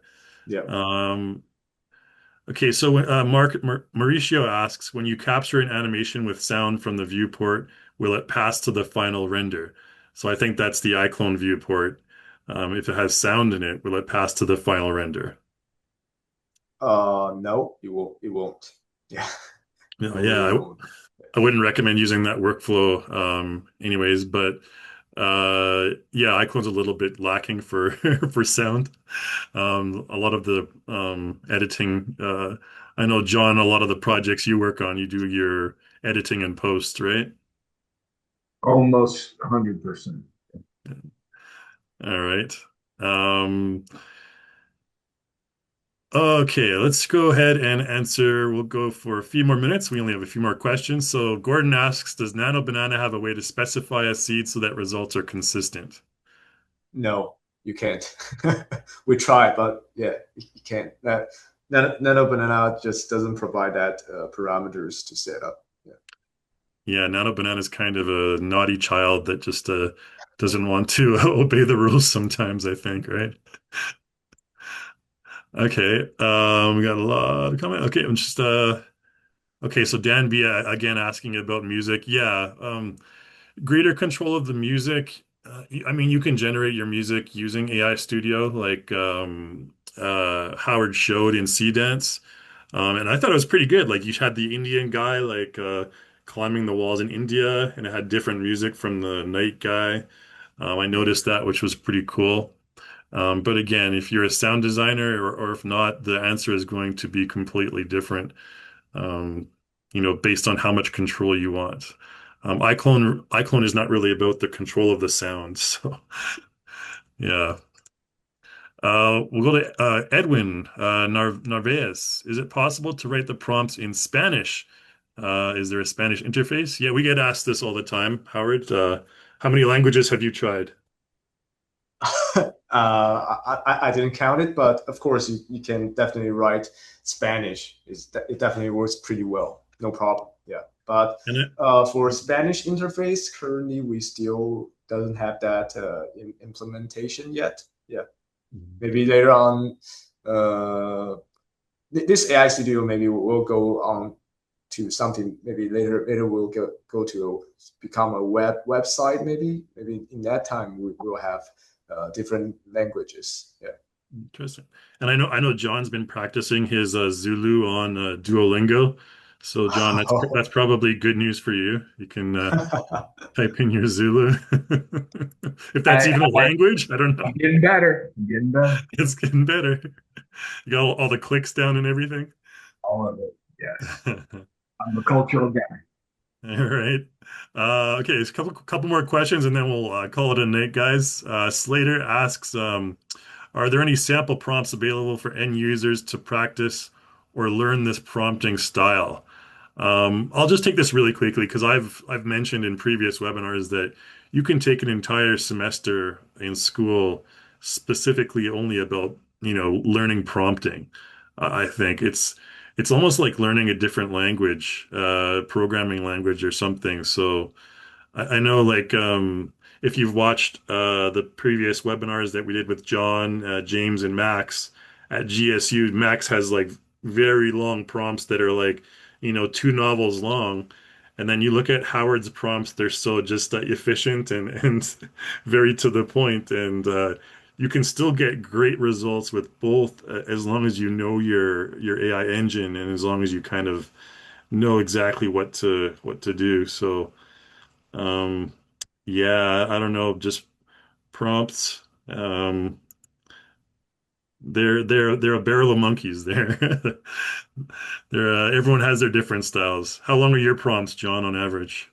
Um, I sometimes use a Howard style prompt, And I quite often take those prompts and I go to Chat GPT and I say, hey, give me a prompt for CDENS for 15 seconds of video Mm. based on these shots. And it actually really does a great job. I always edit that and, make sure that it's what I want. Sometimes it gives me a little extra. So want to always edit that, but it's a really great practice because each model will have its own kind of nuance. And I like to go model versus model. So let's make ChatGPT talk to CDance and help me. So Yeah, I actually find it quite common that workflow quite common amongst people I talk to. They get like, Chat GPT to write their CDANS prompt and, just have the AI talk to each other and tends to work quite well with a lot of people. Okay, quick question from Kurt. This is a good question. Instead of referencing scene elements by color, so those are the dummy objects you use with the color, can we instead reference them by name in the scene view? So instead of saying like, yellow dummy or yellow model, could you just say like, object 01 or something like that from the iClone scene No, manager? no, you can't. We don't have that kind of I mean, like AI doesn't know what's the object name in the scene, so it's better. Yeah. They only understand the visual, right? So you need to prompt yellow dummies what something like that. Yeah. Yeah, and I mean, it's color coded, and don't try to use something like cerulean blue or like topaz diamond blue or something like that. Just try and use like red and white, and you shouldn't need that many anyways. But Yeah. okay, question from Kurt again here.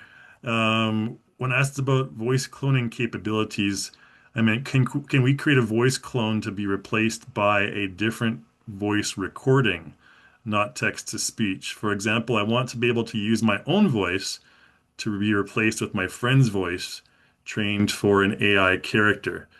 Yeah, Howard, you mentioned you can do that. You just need to have the vocal sample, Hmm. right? And in Yeah. AI Studio, it will create that voice for you, that voice profile. So hopefully that answers your question there, Kurt. I'm going to speed through the last ones here. So this one's specifically for Howard. I'm having a problem with the AI keeping character detail, and it creates an error copying one of the body angles to the middle spot of the three choices. Um, okay, that might be need a bit more context, Kurt. Maybe I think the body angle.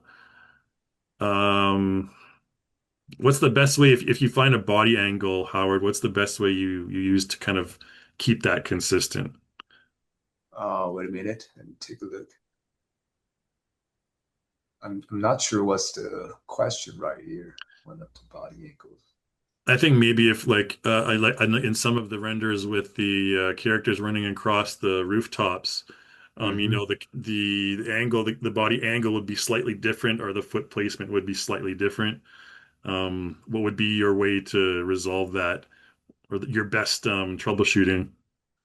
Well, I think if slightly different, well, yeah, because I'm still not sure what's the main problem. But basically, sometimes AI do have problems understanding the composition of your image or video, and yes, yeah, sometimes you just have to like generate a few times. And just like I mentioned, I would definitely recommend you to use the low resolution to render it out first so that you can make sure that okay, this works and this doesn't work. Maybe I'll use this one to render out something better. Yeah, Mhm. with a higher resolution, something like that. Yeah. Yeah, I mean that's generally why you always want to start off with the low resolution render, anyways, just to so you're not paying a higher price for the higher resolution, right? Okay, so an anonymous asks, are there times where using CDance Direct is better than Reallusion? Is there more control in CDance Direct for some instances in your experience? Because I just find AI Studio to be allow you for more consistency. That's the main thing we're going for, right? but Yeah, CDENS direct. because just like I mentioned in the previous webinar, we actually have some. The workflow is just perfect in our icon. You can just add it very soon and then just capture it. And if you are not satisfied with the result, you can just add it again, capture it again, and set it back to the 3D to video workflow. And all of our workflow has some system prompt at the back of the mechanism. So it just works pretty well. Yeah, better than if you just use straightly go to use CDENS. You might need to type in some system prompt at your own hand. Yeah, it's a little bit not so fluent rather than just using iClone. Yeah. Okay, cool. All right, we have a couple more questions and then we're going to end it off here. So Kurt just mentions here, it'd be good to have AI tell you that it doesn't recognize something in an image before generating the prompts. Yeah, if AI could tell us it didn't recognize things before it rendered them, then it would be a lot better for sure. Eric Love, you have a Kickstarter campaign. Feel free to put your Kickstarter campaign in the chat. Eric, no problem. Again, self-promotion in your chat. Just don't spam it. So can I use this process for storyboard generation video also? Yeah, absolutely. Any sort of image or video generation, Eric. Okay, so Dinesh asked the question that we talked about at the very beginning of the webinar, which was a while ago now. So I'm going to remind people that we are going to have an RTX render that's going to be part of iClone and Character Creator 5. I did put the link for the open beta for this. So this is going to be RTX render that's just going to be really awesome. That open beta actually just started today. So the post on Reallusion magazine was just a couple hours or maybe even like less than 24 hours ago. And I'll throw the link into the chat again for those of you who are still with us and you want to get that RTX render data to sign up for the open beta. So Dinesh, make sure you check that out in the chat. And it's going to be a free part of Character Creator 5 and or sorry, rather iClone. Thanks to our like I said, our sugar daddies at NVIDIA, which provided us with that technology. So Kurt asks about okay, so a lot of questions, Kurt. Machine emotions. Okay, so Kurt has a lot of like kind of wishful features. And Kurt, you're like definitely easier to email me just about these wishful features, and I can pass those on to the team. We have a lot of people asking for a lot of things. So always our forums are a great place to have chats with other users and kind of like, kind of aggregate your thoughts and come to consensus really on what sort of, features are going to be the most popular. So. Okay, Emmy, last question. When are we getting MCP? We're trying. Yeah, we're currently trying. Yeah. All right, we're trying. There's the official answer, Emmy. All right, so that's gonna be at the end of our Q&A.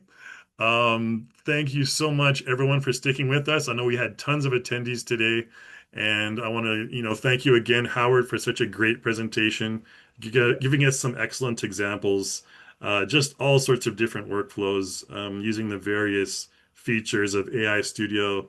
It was excellent, and thank you so much again, John, for being with us. And I know it's late where John is. He's burning the midnight oil, quite literally almost. John, you want to say anything to close off? And then we'll just thank everybody for coming to another webinar. Keep coming. There's a lot more to share. Awesome. Howard, any last words? Yeah. Or any last thoughts? We don't want to say last words. That's all. Yeah. Just thank you guys for joining these two webinars. I'm not sure if I'm going to see you guys again, but yeah, definitely I enjoyed these two webinars with you guys. Yeah, thank you. Awesome. Yeah, if you guys want to see more of Howard in the future, just let us know in the feedback. I know like Howard's a super popular guy, so let us know in the feedback forums, in the forums, and everything, and we'll definitely get him on again. And so I'll just say, make sure you guys fill out that feedback form. Take advantage of your 500 free AI points for attending this webinar. And if you haven't yet, you can do subscription or a perpetual license purchase of iClone or Character Creator and get 1,100 points on top of that. And if you've already purchased recently, you can also go to that page, and I'll just throw it quickly into the chat for you guys since everyone has it. And go to this page right here before the webinar ends, and that's where you can kind of claim your AI tokens, and you can do all kinds of cool things like Howard just showed us earlier. So yeah, lovely to have you guys along here for the rides. So we're going to say good evening, good morning to Howard, good early morning to John, and thanks everyone for being with us. And we'll see you again in the next one. Take care, everyone. Yep. Bye. Bye.